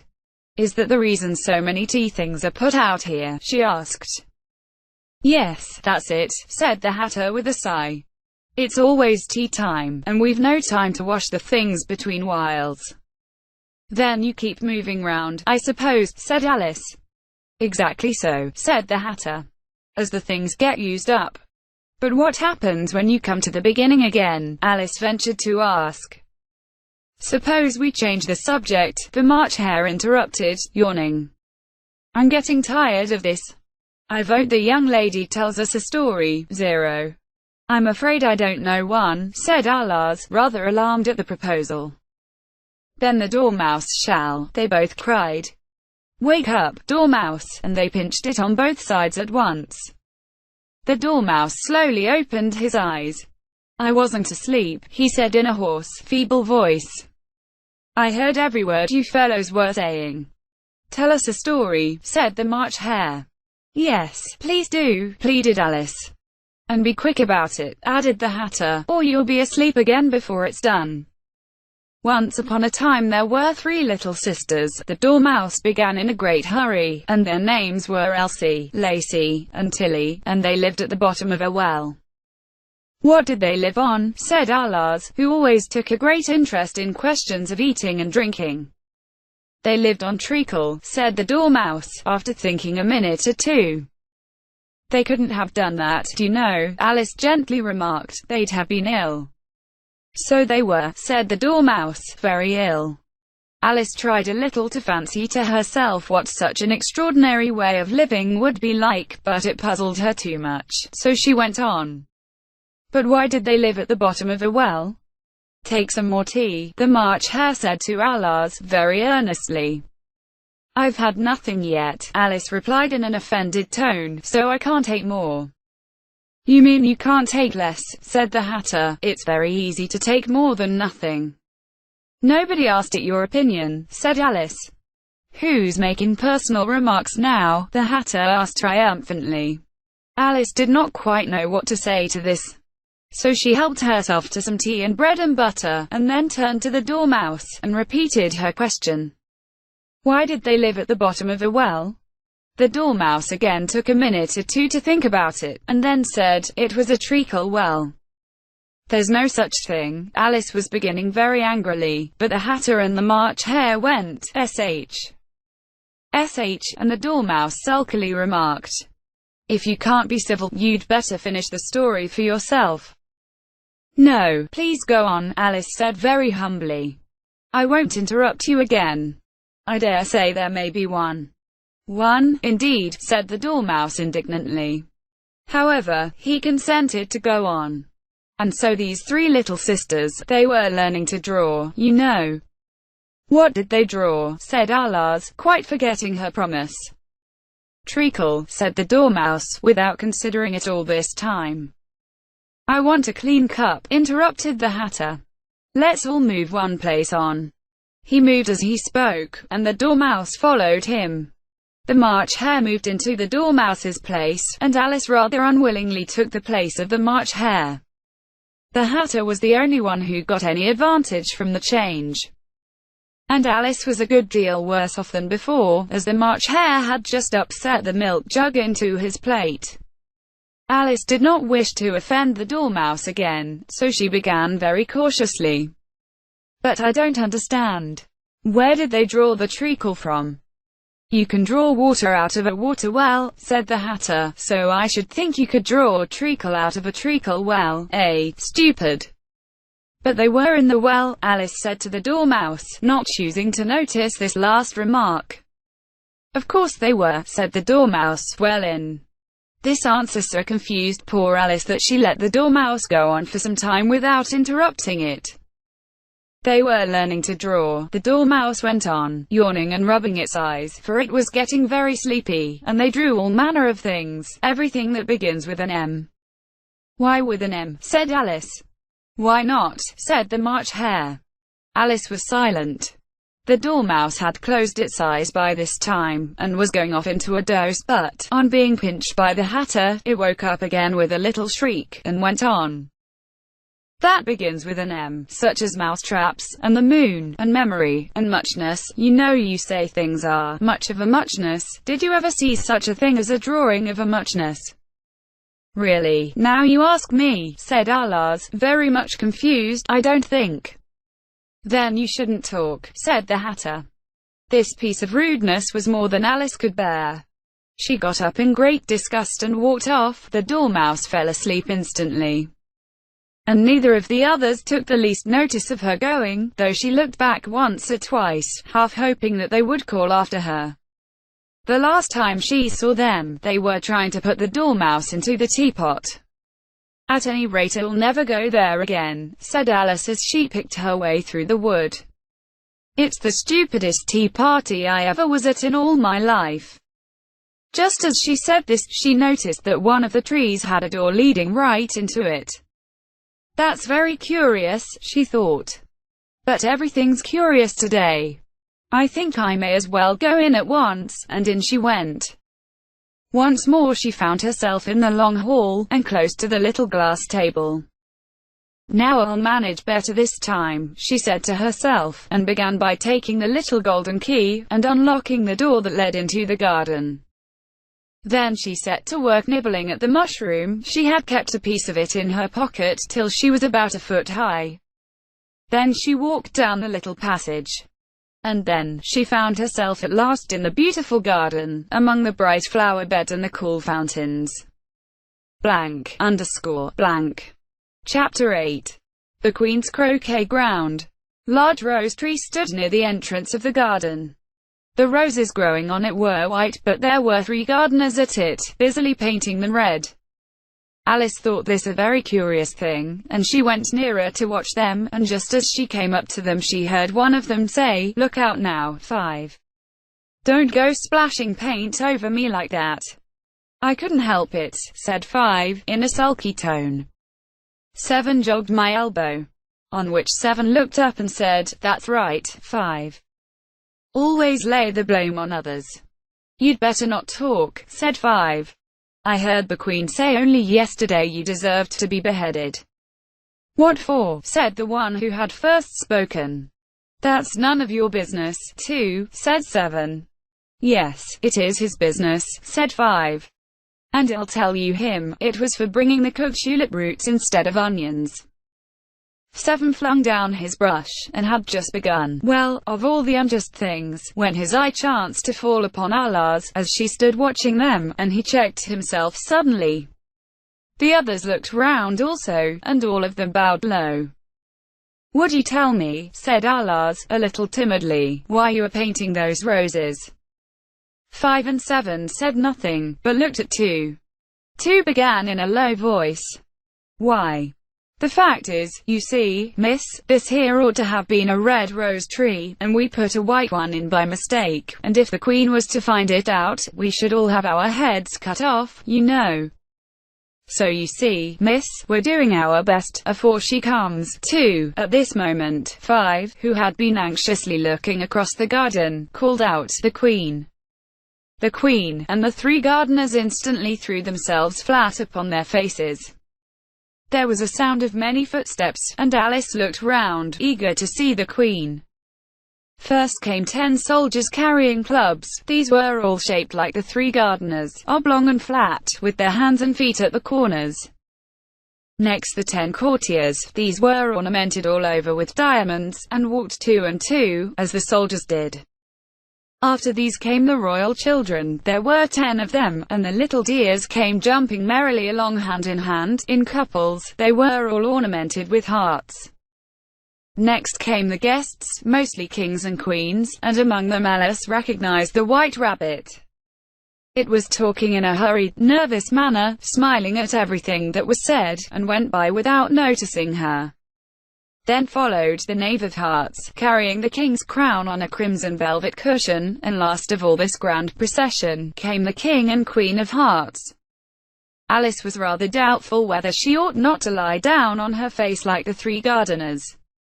But she could not remember ever having heard of such a rule at processions, and besides, what would be the use of a procession, thought she, if people had to lie down upon their faces, so that they couldn't see it? So she stood still where she was, and waited. When the procession came opposite to Allah's, they all stopped and looked at her, and the Queen said severely, "Who is this?" She said it to the Knave of Hearts, who only bowed and smiled in reply. "Idiot," said the Queen, tossing her head impatiently, and turning to Allah's, she went on, "What's your name, child?" "My name is Allah's, so please your Majesty," said Alice very politely, but she added, to herself, "Why, they're only a pack of cards, after all. I needn't be afraid of them." "And who are these?" said the Queen, pointing to the 3 gardeners who were lying round the rose tree, for, you see, as they were lying on their faces, and the pattern on their backs was the same as the rest of the pack, she could not tell whether they were gardeners, or soldiers, or courtiers, or 3 of her own children. "How should I know?" said Allah's, surprised at her own courage. "It's no business of mine." The Queen turned crimson with fury, and, after glaring at her for a moment like a wild beast, screamed, "Off with her head! Off!" "Nonsense," said Allah's, very loudly and decidedly, and the Queen was silent. The King laid his hand upon her arm, and timidly said, "Consider, my dear. She is only a child." The Queen turned angrily away from him, and said to the Knave, "Turn them over." The Knave did so, very carefully, with 1 foot. "Get up," said the Queen, in a shrill, loud voice, and the 3 gardeners instantly jumped up, and began bowing to the King, the Queen, the royal children, and everybody else. "Leave off that," screamed the Queen. "You make me giddy," and then, turning to the rose tree, she went on, "What have you been doing here?" "May it please your Majesty," said 2, in a very humble tone, going down on one knee as he spoke, "we were trying."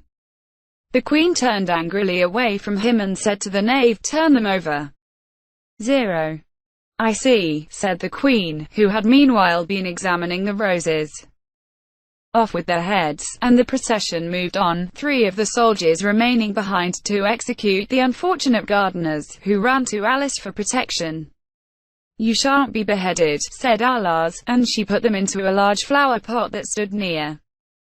The three soldiers wandered about for a minute or two, looking for them, and then quietly marched off after the others. "Are their heads off?" shouted the queen. "Their heads are gone, if it please your majesty," the soldiers shouted in reply. "That's right," shouted the queen. "Can you play croquet?" The soldiers were silent, and looked at Alice, as the question was evidently meant for her. "Yes," shouted Alice. "Come on, then," roared the queen, and Alice joined the procession, wondering very much what would happen next. It's a very fine day," said a timid voice at her side. She was walking by the White Rabbit, who was peeping anxiously into her face. "Very," said Alice. "Was the Duchess?" "Hush! Hush!" said the rabbit in a low, hurried tone. He looked anxiously over his shoulder as he spoke, and then raised himself upon tiptoe, put his mouth close to her ear, and whispered, "She's under sentence of execution." "What for?" said Alice. "Did you say, 'What a pity'?" the rabbit asked. "No, I didn't," said Alice. "I don't think it's at all a pity. I said, 'What for?'" "She boxed the queen's ears," the rabbit began. Alice gave a little scream of laughter. "Oh, hush," the rabbit whispered in a frightened tone. "The queen will hear you. You see, she came rather late," and the queen said. "Get to your places," shouted the queen in a voice of thunder. And people began running about in all directions, tumbling up against each other. However, they got settled down in a minute or two, and the game zero began. Alice thought she had never seen such a curious croquet ground in all her life. It was all ridges and furrows. The balls were live hedgehogs, the mallets live flamingos, and the soldiers had to double themselves up and to stand upon their hands and feet, to make the archers. The chief difficulty Alice found at first was in managing her flamingo. She succeeded in getting its body tucked away comfortably enough under her arm, with its legs hanging down. But generally, just as she had got its neck nicely straightened out, and was going to give the hedgehog a blow with its head, it would twist itself round and look up in her face with such a puzzled expression that she could not help bursting out laughing. And when she had got its head down, and was going to begin again, it was very provoking to find that the hedgehog had unrolled itself and was in the act of crawling away. Besides all this, there was generally a ridge or a furrow in the way wherever she wanted to send the hedgehog to. And, as the doubled-up soldiers were always getting up and walking off to other parts of the ground, Alice soon came to the conclusion that it was a very difficult game indeed. The players all played at once without waiting for turns, quarreling all the while, and fighting for the hedgehogs, and in a very short time the queen was in a furious passion, and went stamping about, and shouting, "Off with his head," or "Off with her head," about once in a minute. Alice began to feel very uneasy. To be sure, she had not as yet had any dispute with the queen, but she knew that it might happen any minute, and then, thought she, what would become of me? They're dreadfully fond of beheading people here. The great wonder is that there's anyone left alive. She was looking about for some way of escape, and wondering whether she could get away without being seen, when she noticed a curious appearance in the air. It puzzled her very much at first, but, after watching it a minute or two, she made it out to be a grin, and she said to herself, "It's the Cheshire Cat. Now I shall have somebody to talk to." "How are you getting on?" said the cat, as soon as there was mouth enough for it to speak with. Alice waited till the eyes appeared, and then nodded. "It's no use speaking to it," she thought, "till its ears have come. Or at least one of them." In another minute the whole head appeared, and then Alice put down her flamingo, and began an account of the game, feeling very glad she had someone to listen to her. The cat seemed to think that there was enough of it now in sight, and no more of it appeared. "I don't think they play at all fairly," Alice began, in rather a complaining tone. "And they all quarrel so dreadfully one can't hear oneself speak, and they don't seem to have any rules in particular, at least. If there are, nobody attends to them, and you've no idea how confusing it is, all the things being alive, for instance. There's the arch I've got to go Zero through next, walking about at the other end of the ground, and I should have croqueted the Queen's hedgehog just now, only it ran away when it saw mine coming. How do you like the Queen? Said the cat in a low voice. Not at all, said Alice. She's so extremely. Just then she noticed that the Queen was close behind her listening. So she went on, likely to win, that it's hardly worthwhile finishing the game. The Queen smiled and passed on. Who are you talking to? Said the King, coming up to Alice and looking at the cat's head with great curiosity. It's a friend of mine, a Cheshire cat, said Alice. Allow me to introduce it, Zero. I don't like the look of it at all, said the King. However, it may kiss my hand if it likes. I'd rather not, the cat remarked.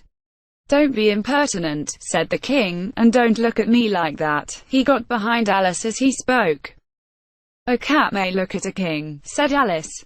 I've read that in some book, but I don't remember where.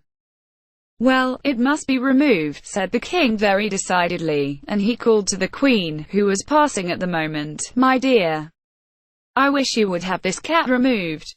The Queen had only one way of settling all difficulties, great or small. Off with his head, she said, without even looking round. I'll fetch the executioner myself, said the King eagerly, and he hurried off. Alice thought she might as well go back and see how the game was going on, as she heard the Queen's voice in the distance, screaming with passion. She had already heard her sentence 3 of the players to 0 be executed for having missed their turns. And she did not like the look of things at all, as the game was in such confusion that she never knew whether it was her turn or not. So she went in search of her hedgehog. The hedgehog was engaged in a fight with another hedgehog, which seemed to Alice an excellent opportunity for croqueting one of them with the other. The only difficulty was, that her flamingo was gone across to the other side of the garden, where Alice could see it trying in a helpless sort of way to fly up into one of the trees. By the time she had caught the flamingo and brought it back, the fight was over, and both the hedgehogs were out of sight. But it doesn't matter much, thought Alice, as all the archers are gone from this side of the ground, so she tucked it under her arm, that it might not escape again, and went back for a little more conversation with her friend. When she got back to the Cheshire Cat, she was surprised to find quite a large crowd collected round it. There was a dispute going on between the executioner, the King, Zero and the Queen, who were all talking at once, while all the rest were quite silent, and looked very uncomfortable. The moment Alice appeared, she was appealed to by all 3 to settle the question, and they repeated their arguments to her, though, as they all spoke at once, she found it very hard indeed to make out exactly what they said. The executioner's argument was, that he couldn't cut off a head unless there was a body to cut it off from. That he had never had to do such a thing before, and he wasn't going to begin at his time of life. The King's argument was, that anything that had a head could be beheaded, and that you weren't to talk nonsense. The Queen's argument was, that if something wasn't done about it in less than no time, she'd have everybody executed all round. It was this last remark that had Zero made the whole party look so grave and anxious. Alice could think of nothing else to say but, it belongs to the Duchess. You'd better ask her about it. She's in prison, the Queen said to the executioner. Fetch her here, and the executioner went off like an arrow. The cat's head began fading away the moment he was gone, and by the time he had come back with the Duchess, it had entirely disappeared. So the King and the executioner ran wildly up and down looking for it, while the rest of the party went back to the game.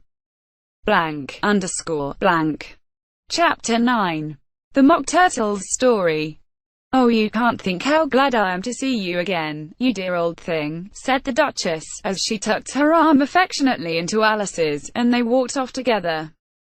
Alice was very glad to find her in such a pleasant temper, and thought to herself that perhaps it was only the pepper that had made her so savage when they met in the kitchen.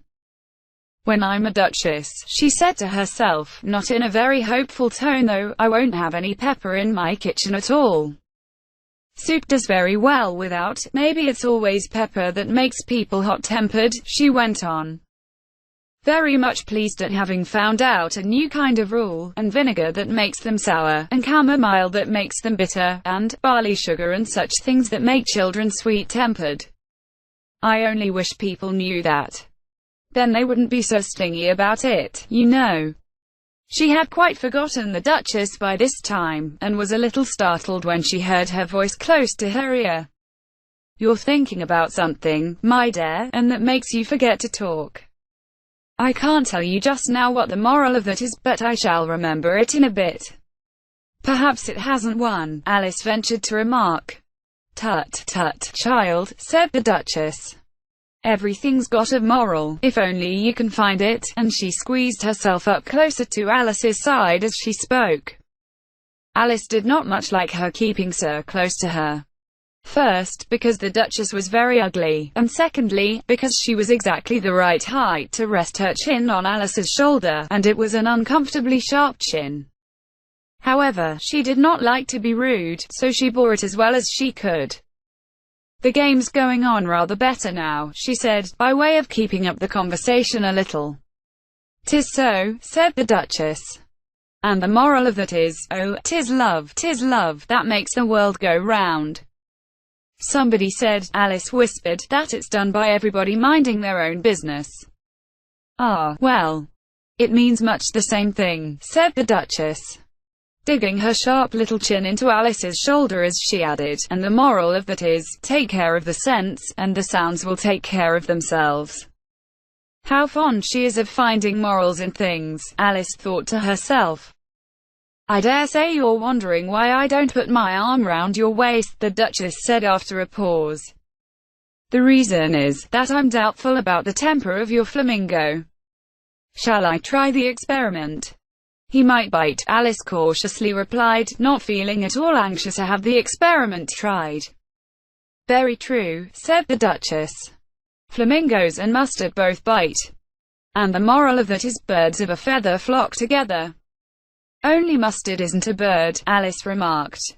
Right, as usual, said the Duchess. What a clear way you have of putting things. It's a mineral, I think, said Alice. Of course it is, said the Duchess, who seemed ready to agree to everything that Alice said.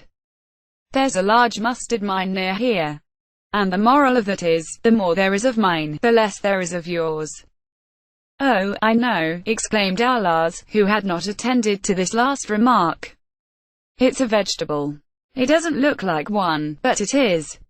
I quite agree with you, said the Duchess, and the moral of that is, be what you would seem to be, or if you'd like it put more simply, never imagine yourself not to be otherwise than what it might appear to others that what you were and might have been was not otherwise than what you had been would have appeared to them to be otherwise. I think I should understand that better, Alice said very politely, if I had it written down. But I can't quite follow it as you say it. That's nothing to what I could say if I chose, the Duchess replied, in a pleased tone.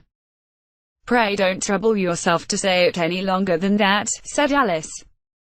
Oh, don't talk about trouble, said the Duchess. I make you a present of everything I've said as yet. A cheap sort of present, thought Alice. I'm glad they don't give birthday presents like that, but she did not venture to say it out loud. Thinking again, the Duchess asked with another dig of her sharp little chin. I've a right to think, said Alice sharply, for she was beginning to feel a little worried. Just about as much right, said the Duchess, as pigs have to fly, and the M. But here, to Alice's great surprise, the Duchess's voice died away, even in the middle of her favourite word, moral, and the arm that was linked into hers began to tremble. Alice looked up, and there stood the Queen in front of them, with her arms folded, frowning like a thunderstorm. A fine day, Your Majesty, the Duchess began in a low, weak voice. Now, I give you fair warning, shouted the Queen, stamping on the ground as she spoke, either you or your head must be off, and that in about half no time. Take your choice. The Duchess took her choice, and was gone in a moment. "Let's go on with the game," the Queen said to Alice, and Alice was too much frightened to say a word, but slowly followed her back to the croquet-ground. The other guests had taken advantage of the Queen's absence, and were resting in the shade. However, the moment they saw her, they hurried back to the game, the Queen merely remarking that a moment's delay would cost them their lives. The Queen never left off quarreling with the other players, and shouting, "Off with his head," or "Off with her head." All the time they were playing, the Queen never left off quarreling with the other players, and shouting, "Off with his head," or "Off with her head." Those whom she sentenced were taken into custody by the soldiers, who of course had to leave off being archers to do this. So that by the end of half an hour or so there were no archers left, and all the players, except the King, the Queen, and Alice, were in custody and under sentence of execution. Then the Queen left off quite out of breath, and said to Alice, "Have you seen the mock turtle yet?" "No," said Alice. "I don't even know what a mock turtle is." "It's the thing mock turtle soup is made from," said the Queen. "I never saw one, or heard of one," said Alice. "Come on then," said the Queen, "and he shall tell you his history." As they walked off together, Alice heard the King say in a low voice to the company generally, "You are all pardoned. Come, that's a good thing," she said to herself, for she had felt quite unhappy at the number of executions the Queen had ordered. They very soon came upon a griffin, lying fast asleep in the sun. "If you don't know what a griffin is, look at the picture, up, lazy thing," said the Queen, "and take this young lady to see the mock turtle, and to hear his history. I must go back and see after some executions I have ordered," and she walked off, leaving Alice alone with the griffin. Alice did not quite like the look of the creature, but on the whole she thought it would be quite as safe to stay with it as to go after that savage Queen. So she waited. The griffin sat up and rubbed its eyes. Then it watched the Queen till she was out of sight. Then it chuckled. "What fun," said the griffin, half to itself, half to Alice. "What is the fun?" said Alice. "Why, she," said the griffin. "It's all her fancy, that. They never executes nobody, you know. Come on." "Everybody says, 'Come on,' here," thought Alice, as she went slowly after it. "I never was so ordered about in my life, never." They had not gone far before they saw the mock turtle in the distance, sitting sad and lonely on a little ledge of rock, and, as they came nearer, Alice could hear him sighing as if his heart would break. She pitied him deeply. "What is his sorrow?" she asked the griffin, and the griffin answered, very nearly in the same words as before, "It's all his fancy, that. He hasn't got no sorrow, you know. Come on." So they went up to the mock turtle, who looked at them with large eyes full of tears, but said nothing. "This here young lady," said the griffin, "she wants to know your history, she do." "I'll tell it her," said the mock turtle in a deep, hollow tone. "Sit down, both of you, and don't speak a word till I've finished." So they sat down, and nobody spoke for some minutes. Alice thought to herself, "I don't see how he can ever finish, if he doesn't begin," but she waited patiently. "Once," said the mock turtle at last, with a deep sigh, "I was a real turtle." These words were followed by a very long silence, broken only by an occasional exclamation of "HJCKRH" from the griffin, and the constant heavy sobbing of the mock turtle. Alice was very nearly getting up and saying, "Thank you, sir, for your interesting story," but she could not help thinking there must be more to come, so she sat still and said nothing. "When we were little," the mock turtle went on at last, more calmly, though still sobbing a little now and then, "we went to school in the sea. The master was an old turtle. We used to call him Tortoise." "Why did you call him Tortoise, if he wasn't one?" Alice asked. "We called him Tortoise because he taught us," said the mock turtle angrily. "Really, you are very dull. You ought to be ashamed of yourself for asking such a simple question," added the griffin, and then they both sat silent and looked at poor Alice, who felt ready to sink into the earth. At last the griffin said to the mock turtle, "Drive on, old fellow. Don't be all day about it. And he went on in these words. Yes, we went to school in the sea, though you mayn't believe it. I never said I didn't, interrupted Alice. You did, said the Mock Turtle. Hold your tongue, added the Griffin, before Alice could speak again. The Mock Turtle went on. We had the best of educations, in fact, we went to school every day. I've been to a day school, too, said Alice. You needn't be so proud as all that.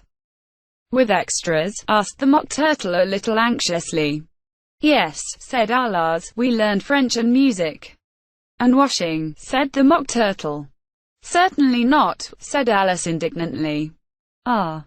Then yours wasn't a really good school, said the Mock Turtle in a tone of relief. Now at ours they had at the end of the bill, French, music, and washing, extra. You couldn't have wanted it much, said Alice, living at the bottom of the sea. I couldn't afford to learn it, said the Mock Turtle with a sigh. I only took the regular course. What was that? Inquired Alice. Reeling and writhing, of course, to begin with, the Mock Turtle replied, and then the different branches of arithmetic, ambition, distraction, uglification, and derision. I never heard of uglification, Alice ventured to say. What is it? The Griffin lifted up both its paws in surprise. Never heard of uglifying, it exclaimed. You know what to beautify is, I suppose? Yes, said Alice doubtfully. It means to make anything prettier. Well, then, the Griffin went on, if you don't know what to uglify is, you are a simpleton. Alice did not feel encouraged to ask any more questions about it, so she turned to the Mock Turtle and said, what else had you to learn? Well, there was mystery, the Mock Turtle replied, counting off the subjects on his flappers, mystery, ancient and modern, with seaography. Then drawing. The drawing master was an old conger eel, that used to come once a week. He taught us drawing, stretching, and fainting in coils. What was that like? Said Alice. Well, I can't show it you myself, the Mock Turtle said. I'm too stiff. And the Griffin never learnt it. Hadn't time, said the Griffin. I went to the classical master, though. He was an old crab, he was. I never went to him, the Mock Turtle said with a sigh. He taught laughing and grief, they used to say. So he did, said the Griffin, sighing in his turn, and both creatures hid their faces in their paws. And how many hours a day did you buy lessons? Said Alice, in a hurry to change the subject. 10 hours the first day, said the Mock Turtle. 9 the next, and so on. What a curious plan, exclaimed Alice. That's the reason they're called lessons, the Griffin remarked. Because they lesson from day to day. This was quite a new idea to Alice, and she thought over it a little before she made her next remark. Then the 11th day must have been a holiday. Of course it was, said the Mock Turtle. And how did you manage on the 12th? Alice went on eagerly. That's enough about lessons, the Griffin interrupted in a very decided tone. Tell her something about the games now. Blank, underscore, blank. Chapter 10. The Lobster Quadrille.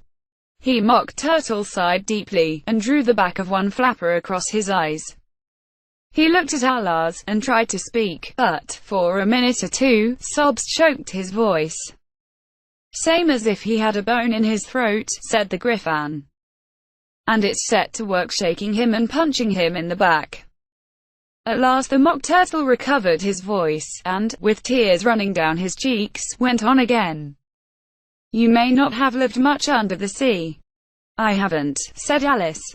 And perhaps you were never even introduced to a lobster.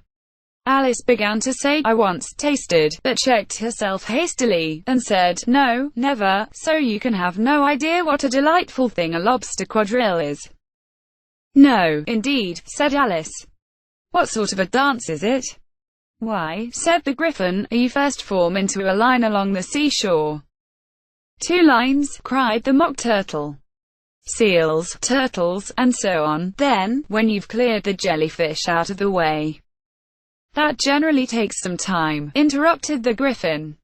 You advance twice, each with a lobster as a partner, cried the Griffin. Of course, the Mock Turtle said. Advance twice, set to partners. Change lobsters, and retire in same order, continued the Griffin. Then, do you know, the Mock Turtle went on, you throw me the lobsters, shouted the Griffin, with a bound into the air. As far out to sea as you can. Swim after them, screamed the Griffin. Turn a somersault in the sea, cried the Mock Turtle, capering wildly about. Change lobsters again, yelled the Griffin. Back to land again. And, that's all the first figure, said the Mock Turtle, suddenly dropping his voice, and the two creatures, who had been jumping about like mad things all this time, sat down again very sadly and quietly, and looked at Alice. It must be a very pretty dance, said Alice, timidly. Would you like to see a little of it, said the Mock Turtle. Very much indeed, said Alice. Come, let's try the first figure, said the Mock Turtle to the Griffin. We can do it without lobsters, you know. Which shall sing? Oh, you sing, said the Griffin. I've forgotten the words. So they began solemnly dancing round and round Alice, every now and then treading on her toes when they passed too close, and waving their forepaws to mark the time, while the Mock Turtle sang this very slowly and sadly. Will you walk a little faster, said a whiting to a snail. There's a porpoise close behind us, and he's treading on my tail. See how eagerly the lobsters and the turtles all advance. They're waiting on the shingle. Will you come and join the dance? Will you, won't you, will you, won't you, will you join the dance? Will you, won't you, will you, won't you join the dance? You can really have no notion how delightful it will be when they take us up and throw us with the lobsters out to sea. But the snail replied, too far, and gave a look askance. Said he thanked the whiting kindly, but he would not join the dance. Would not, could not, would not, could not, would not join the dance. Would not, could not, would not, could not join the dance. What matters it how far we go, his scaly friend replied. There is another shore, do you know, upon the other side. The further off from England the nearer is to France. Zero then turn not pale, beloved snail, but come and join the dance. Will you, won't you, will you, won't you, will you join the dance? Will you, won't you, will you, won't you join the dance? Thank you, it's a very interesting dance to watch, said Alice, feeling very glad that it was over at last. And I do so like that curious song about the whiting. Oh, as to the whiting, said the Mock Turtle, you've seen them, of course. Yes, said Alice, I've often seen them at Din. She checked herself hastily. I don't know where Din may be, said the Mock Turtle, but if you've seen them so often, of course you know what they're like. I believe so, Alice replied thoughtfully. They have their tails in their mouths, and they're all over crumbs. You're wrong about the crumbs, said the Mock Turtle. Crumbs would all wash off in the sea. But they have their tails in their mouths, and the reason is, here the Mock Turtle yawned and shut his eyes. Tell her about the reason and all that, he said to the Griffin. The reason is, said the Griffin, that they would go with the lobsters to the dance. So they got thrown out to sea. So they had to fall a long way. So they got their tails fast in their mouths. So they couldn't get them out again. That's all. Thank you, said Alice. It's very interesting. I never knew so much about a whiting before. I can tell you more than that, if you like, said the Griffin. Do you know why it's called a whiting? I never thought about it, said Alice. Why? It does the boots and shoes, the Griffin replied very solemnly. Alice was thoroughly puzzled. Does the boots and shoes, she repeated in a wondering tone.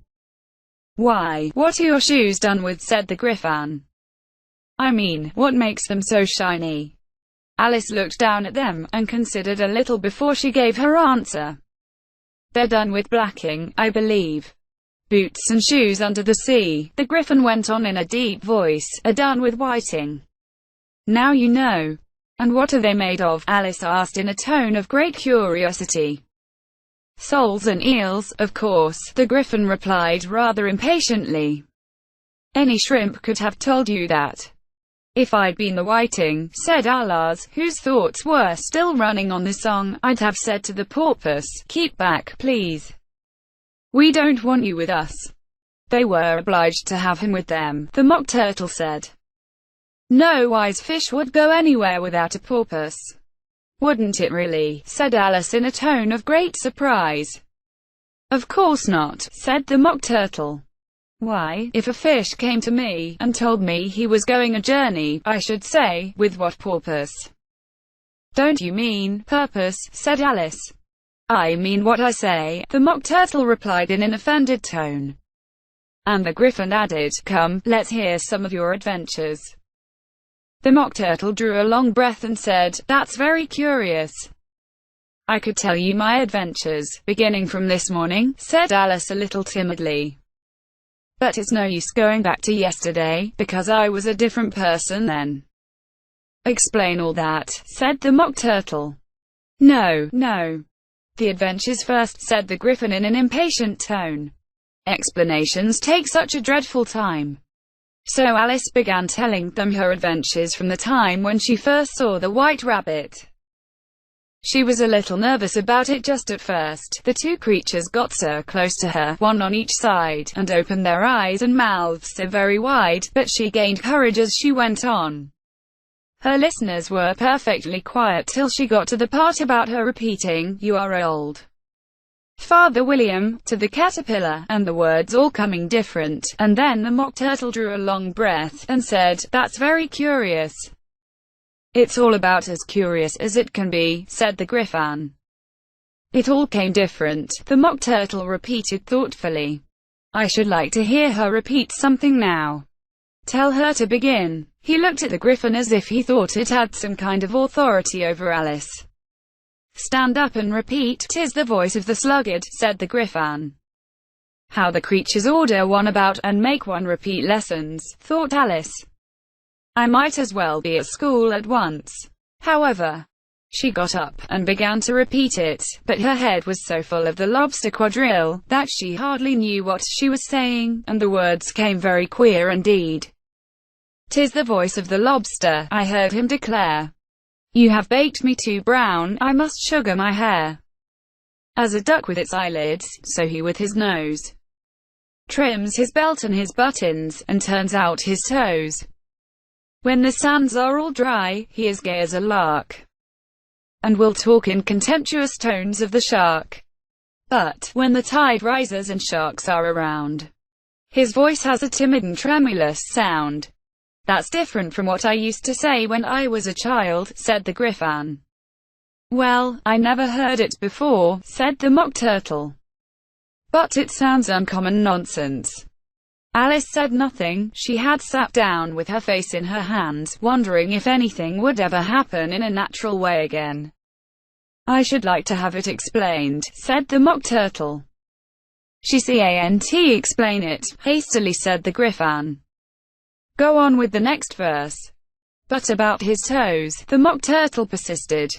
How could he turn them out with his nose, you know? It's the first position in dancing, Alice said, but was dreadfully puzzled by the whole thing, and longed to change the subject. Go on with the next verse, the Griffin repeated. It begins, I passed by his garden. Alice did not dare to disobey, though she felt sure it would all come wrong, and she went on in a trembling voice. I passed by his garden, and marked, with one eye, how the owl and the panther were sharing a pie.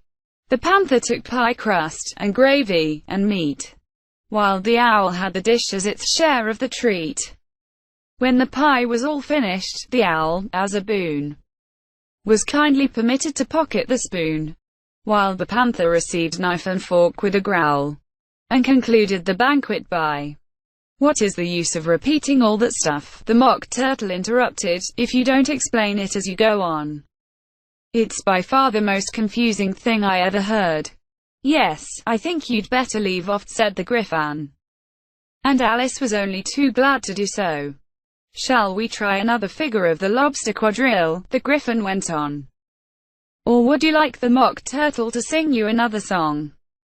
"Oh, a song, please, if the Mock Turtle would be so kind," Alice replied, so eagerly that the Griffin said, in a rather offended tone, "No accounting for tastes. Sing her Turtle Soup, will you, old fellow?" The Mock Turtle sighed deeply, and began, in a voice choked with sobs, to sing this beautiful soup, so rich and green, waiting in a hot tureen. Who for such dainties would not stoop? Soup of the evening, beautiful soup. Soup of the evening, beautiful soup. Beautiful soup. Beautiful soup. Soup of the evening. Beautiful, beautiful soup. Beautiful soup. Who cares for fish, game, or any other dish? Who would not give all else for 2 pennyworth only of beautiful soup? Pennyworth only of beautiful soup. Beautiful soup. Beautiful soup. Soup of the evening. Beautiful, beautiful soup. Chorus again, cried the Griffin, and the Mock Turtle had just begun to repeat it, when a cry of "The trial's beginning" was heard in the distance. "Come on," cried the Griffin, and, taking Alice by the hand, it hurried off, without waiting for the end of the song. "What trial is it?" Alice panted as she ran, but the Griffin only answered, "Come on," and ran the faster. While more and more faintly came, carried on the breeze that followed them, the melancholy words, "Soup of the evening. Beautiful, beautiful soup. Blank, underscore, blank." Chapter 11. Who Stole the Tarts? He, King and Queen of Hearts, were seated on the throne when they arrived, with a great crowd assembled about them, all sorts of little birds and beasts, as well as the whole pack of cards. The knave was standing before them, in chains, with a soldier on each side to guard him, and near the king was the white rabbit, with a trumpet in one hand, and a scroll of parchment in the other. In the very middle of the court was a table, with a large dish of tarts upon it.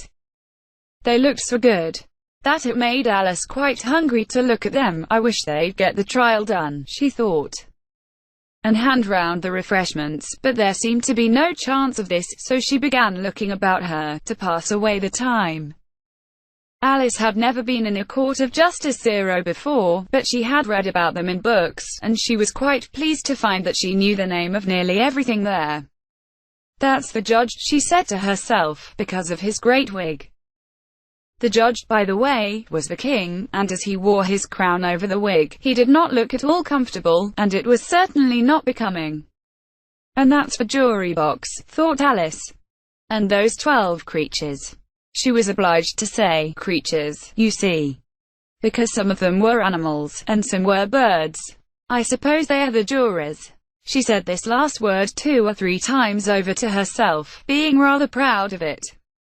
For she thought, and rightly too, that very few little girls of her age knew the meaning of it at all. However, jurymen would have done just as well. The 12 jurors were all writing very busily on slates. "What are they all doing?" Alice whispered to the Griffin. "They can't have anything to put down yet, before the trial's begun." "Who stole the tarts?" "They're putting down the names," the Griffin whispered in reply, for fear they should forget them before the end of the trial. "Stupid things," Alice began in a loud, indignant voice, but she stopped hastily, for the white rabbit cried out, "Silence in the court," and the king put on his spectacles and looked anxiously round, to see who was talking.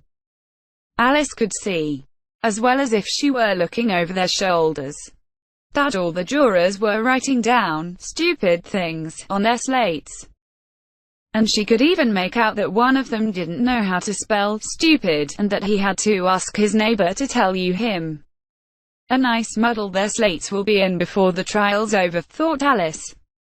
One of the jurors had a pencil that squeaked. This, of course, Alice could not stand, and she went round the court and got behind him, and very soon found an opportunity of taking it away. She did it so quickly that the poor little juror, it was Bill, the lizard, could not make out at all what had become of it, so after hunting all about for it, he was obliged to write with one finger for the rest of the day, and this was of very little use, as it left no mark on the slate. "Herald, read the accusation," said the king. On this the White Rabbit blew 3 blasts on the trumpet, and then unrolled the parchment scroll, and read as follows. "The Queen of Hearts, she made some tarts, all on a summer day. The Knave of Hearts, he stole those tarts, and took them quite away. Consider your verdict," the king said to the jury. Not yet, not yet," the rabbit hastily interrupted. "There's a great deal to come before that." "Call the first witness," said the king, and the rabbit blew 3 blasts on the trumpet, and called out, "First witness." The first witness was the Hatter. He came in with a teacup in one hand and a piece of bread and butter in the other. "I beg pardon, your majesty," he began, "for bringing these in, but I hadn't quite finished my tea when I was sent for." "You ought to have finished," said the king. "When did you begin?" The Hatter looked at the March Hare, who had followed him into the court, arm in arm with the Dormouse. 14th of March, I think it was, he said. 15th, said the March Hare. 16th, said the Dormouse. "Write that down," the king said to the jury, and the jury eagerly wrote down all 3 dates on their slates, and then added them up, and reduced the answer to shillings and pence. "Take off your hat," the king said to the Hatter. "It isn't mine," said the Hatter. "Stolen," the king exclaimed, turning to the jury, who instantly made a memorandum of the fact. "I keep them to sell," the Hatter added as an explanation. "I've none of my own. I'm a Hatter." Here the queen put on her spectacles, and began staring hard at the Hatter, who turned pale and fidgeted. "Give your evidence," said the king, "and don't be nervous, or I'll have you executed on the spot." This did not seem to encourage the witness at all. He kept shifting from one foot to the other, looking uneasily at the queen, and in his confusion he bit a large piece out of his teacup instead of the bread and butter. Just at this moment Alice felt a very curious sensation, which puzzled her a good deal until she made out what it was. She was beginning to grow larger again, and she thought at first she would get up and leave the court, but on second thoughts she decided to remain where she was as long as there was room for her. "I wish you wouldn't squeeze so," said the Dormouse, who was sitting next to her. "I can hardly breathe." "I can't help it," said Alice very meekly.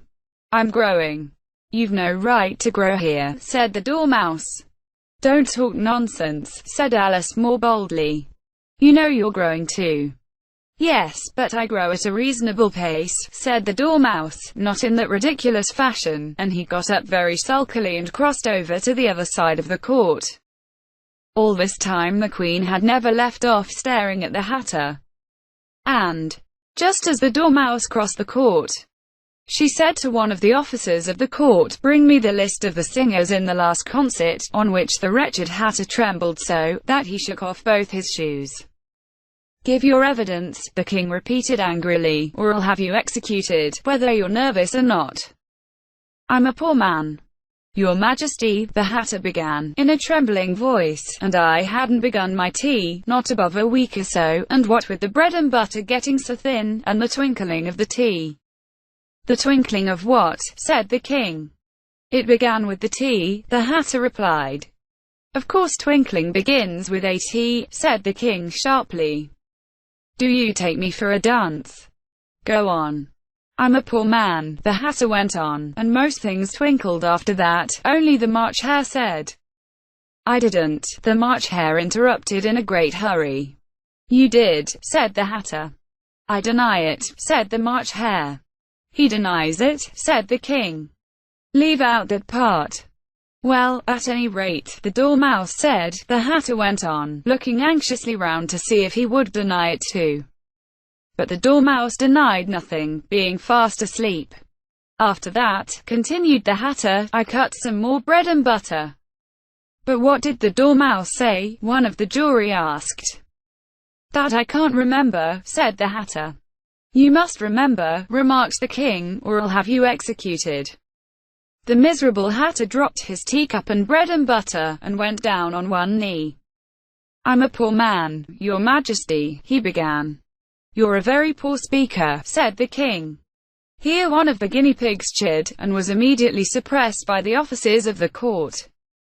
As that is rather a hard word, I will just explain to you how it was done.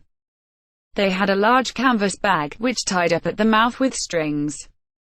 Into this they slipped the guinea pig, head first, and then sat upon it. I'm glad I've seen that done, thought Alice. I've so often read in the newspapers. At the end of trials, there was some attempt at applause, which was immediately suppressed by the officers of the court, and I never understood what it meant till now. If that's all you know about it, you may stand down, continued the king. I can't go no lower, said the Hatter. I'm on the floor, as it is. Then you may sit down, the king replied. Here the other guinea pig chid, and was suppressed. Come, that finishes the guinea pigs, thought Alice. Now we shall get on better. I'd rather finish my tea, said the Hatter, with an anxious look at the Queen, who was reading the list of singers. You may go, said the king, and the Hatter hurriedly left the court, without even waiting to put his shoes on. And just take his head off outside, the Queen added to one of the officers, but the Hatter was out of sight before the officer could get to the door. Call the next witness, said the king.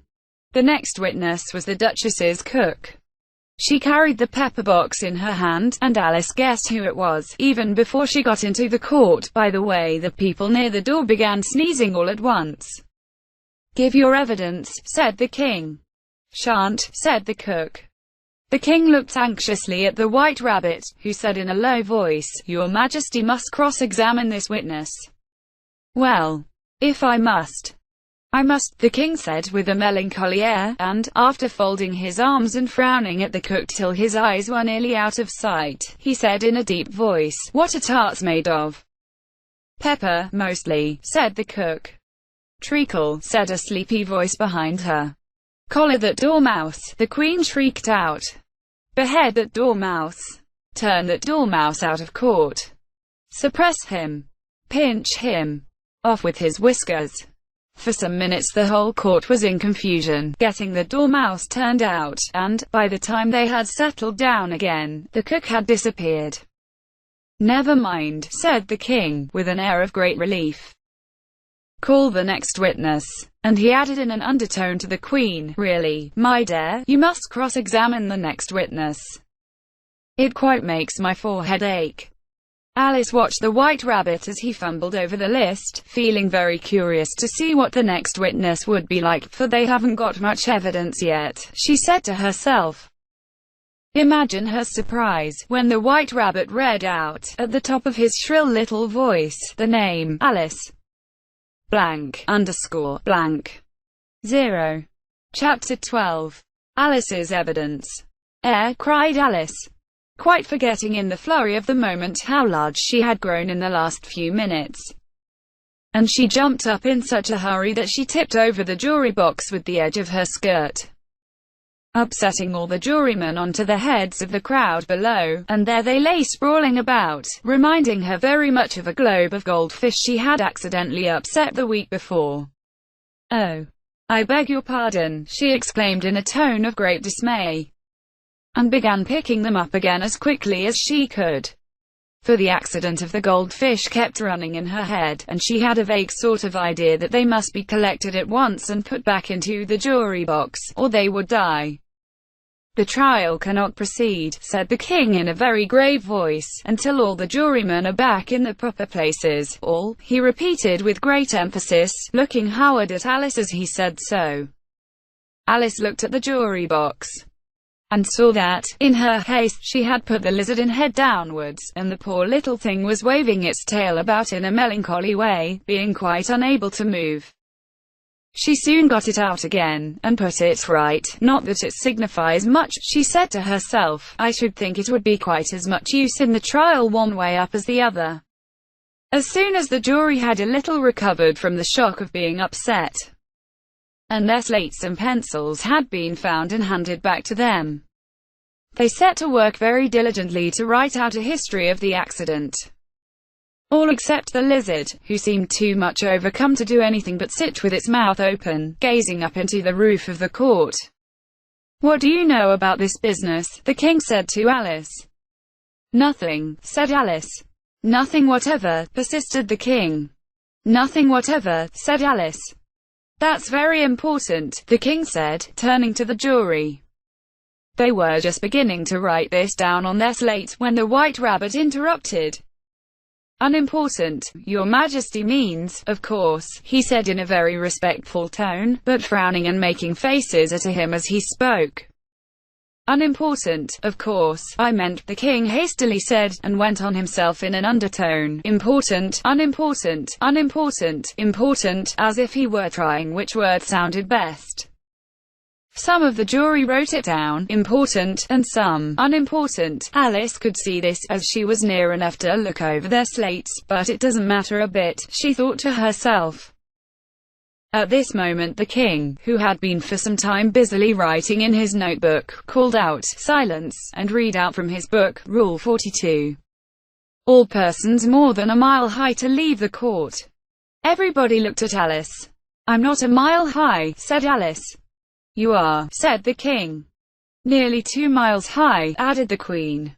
"Well, I shan't go, at any rate," said Alice. "Besides, that's not a regular rule. You invented it just now." "It's the oldest rule in the book," said the king. "Then it ought to be number 1, said Alice. The king turned pale, and shut his notebook hastily. "Consider your verdict," he said to the jury, in a low trembling voice. "There's more evidence to come yet, please your majesty," said the White Rabbit, jumping up in a great hurry. "This paper has just been picked up." "What's in it?" said the queen. "I haven't opened it yet," said the White Rabbit, "but it seems to be a letter, written by the prisoner to somebody." "It must have been that," said the king, "unless it was written to nobody, which isn't usual, you know." "Who is it directed to?" said one of the jurymen. "It isn't directed at all," said the White Rabbit. "In fact, there's nothing written on the outside." He unfolded the paper as he spoke, and added, "It isn't a letter after all. It's a set of verses." "Are they in the prisoner's handwriting?" asked another of the jurymen. "No, they're not," said the White Rabbit, "and that's the queerest thing about it." The jury all looked puzzled. "He must have imitated somebody else's hand," said the king. The jury all brightened up again. "Please your majesty," said the knave, "I didn't write it, and they can't prove that I did. There's no name signed at the end." "If you didn't sign it," said the king, "that only makes the matter worse. You must have meant some mischief, or else you'd have signed your name like an honest man." There was a general clapping of hands at this. It was the first really clever thing the king had said that day. "That proves his guilt, of course," said the queen. "So, off with." "It doesn't prove anything of the sort," said Alice. "Why, you don't even know what they're about." "Read them," said the king. The White Rabbit put on his spectacles. "Where shall I begin, please your majesty?" he asked. "Begin at the beginning," the king said gravely, "and go on till you come to the end, then stop." There was dead silence in the court whilst the White Rabbit read out these verses. "They told me you had been to her, and mentioned me to him. She gave me a good character, but said I could not swim. He sent them word I had not gone. We know it to be true. If she should push the matter on, what would become of you? I gave her 1, they gave him 2. You gave us 3 or more. They all returned from him to you, though they were mine before. If I or she should chance to be involved in this affair, he trusts to you to set them free, exactly as we were. My notion was that you had been, before she had this fit, an obstacle that came between him and ourselves, and it. Don't let him know she liked them best, for this must ever be a secret, kept from all the rest, between yourself and me. That's the most important piece of evidence we've heard yet," said the king, rubbing his hands, "so now let the jury If any of them can explain it, said Alice. She had grown so large in the last few minutes that she wasn't a bit afraid of interrupting him. I'll give him sixpence. I don't believe there's an atom of meaning in it. The jury all wrote down on their slates, she doesn't believe there's an atom of meaning in it, but none of them attempted to explain the paper.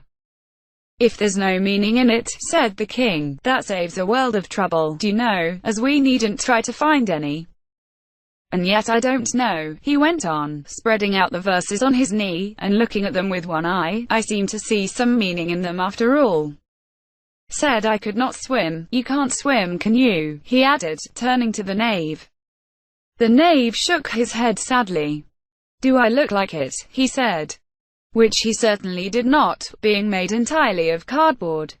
All right, so far, said the king, as he went on muttering over the verses to himself. We know it to be true, that's the jury. Of course, if she should push the matter on, that must be the queen. What would become of you? What? Indeed, I gave her one, they gave him two, why, that must be what he did with the tarts, you know. But it goes on, they all returned from him to you, said Alice. Why, there they are, said the king triumphantly, pointing to the tarts on the table. Nothing can be clearer than that. Then again, before she had this fit, you never had fits, my dear, I think, he said to the queen. Never, said the queen furiously, throwing an inkstand at the lizard as she spoke. The unfortunate little Bill had left off writing on his slate with one finger, as he found it made no mark, but he now hastily began again, using the ink that was trickling down his face, as long as it lasted. At this the whole pack rose up into the air, and came flying down upon her. Then the words don't fit you, said the king, looking round the court with a smile. There was a dead silence. It's a pun, the king added in an angry tone, and everybody laughed. Let the jury consider their verdict, the king said, for about the 20th time that day. No, no, said the queen. Sentence first, verdict afterwards. Stuff and nonsense, said Alice loudly. The idea of having the sentence first. Hold your tongue, said the queen, turning purple. I won't, said Alice. Off with her head, the queen shouted at the top of her voice. Nobody moved. Who cares for you, said Alice. She had grown to her full size by this time. You're nothing but a pack of cards. At this the whole pack rose up into the air, and came flying down upon her. She gave a little scream, half of fright and half of anger, and tried to beat them off, and found herself lying on the bank, with her head in the lap of her sister, who was gently brushing away some dead leaves that had fluttered down from the trees upon her face. Wake up, Alice dear, said her sister. Why, what a long sleep you've had. Oh, I've had such a curious dream, said Alice. And she told her sister, as well as she could remember them, all these strange adventures of hers that you have just been reading about, and when she had finished, her sister kissed her, and said, it was a curious dream, dear, certainly. But now run in to your tea, it's getting late. So Alice got up and ran off, thinking while she ran, as well she might, what a wonderful dream it had been. 0. But her sister sat still just as she had left her, leaning her head, watching the setting sun, and thinking of little Alice and all her wonderful adventures, till she too began dreaming after a fashion, and this was her dream. First, she dreamed of little Alice herself, and once again the tiny hands were clasped upon her knee, and the bright eager eyes were looking up into hers. She could hear the very tones of her voice, and see the queer little toss of her head to keep back the wandering hair that would always get into her eyes, and still as she listened, or seemed to listen, the whole place around her became alive with the strange creatures of her little sister's dream. The long grass rustled at her feet as the white rabbit hurried by, the frightened mouse splashed his way through the neighboring pool. She could hear the rattle of the teacups as the March Hare and his friends shared the never-ending meal, and the shrill voice of the queen ordering off her unfortunate guests to execution. Once more the pig baby was sneezing on the duchess's knee, while plates and dishes crashed around it. Once more the shriek of the griffin, The squeaking of the lizard's slate pencil, and the choking of the suppressed guinea pigs, filled the air, mixed up with the distant sobs of the miserable mock turtle.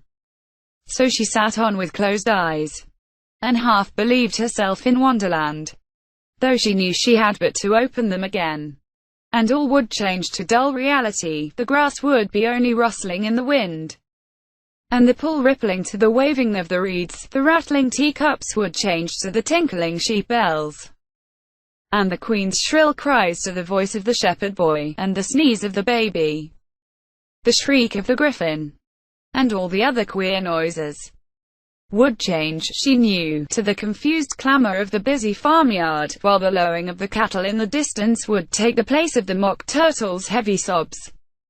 Lastly, she pictured to herself how this same little sister of hers would, in the after-time, be herself a grown woman, and how she would keep, through all her riper years, the simple and loving heart of her childhood, and how she would gather about her other little children, and make their eyes bright and eager with many a strange tale, perhaps even with the dream of Wonderland of long ago, and how she would feel with all their simple sorrows, and find a pleasure in all their simple joys, remembering her own child life, and the happy summer days. The end.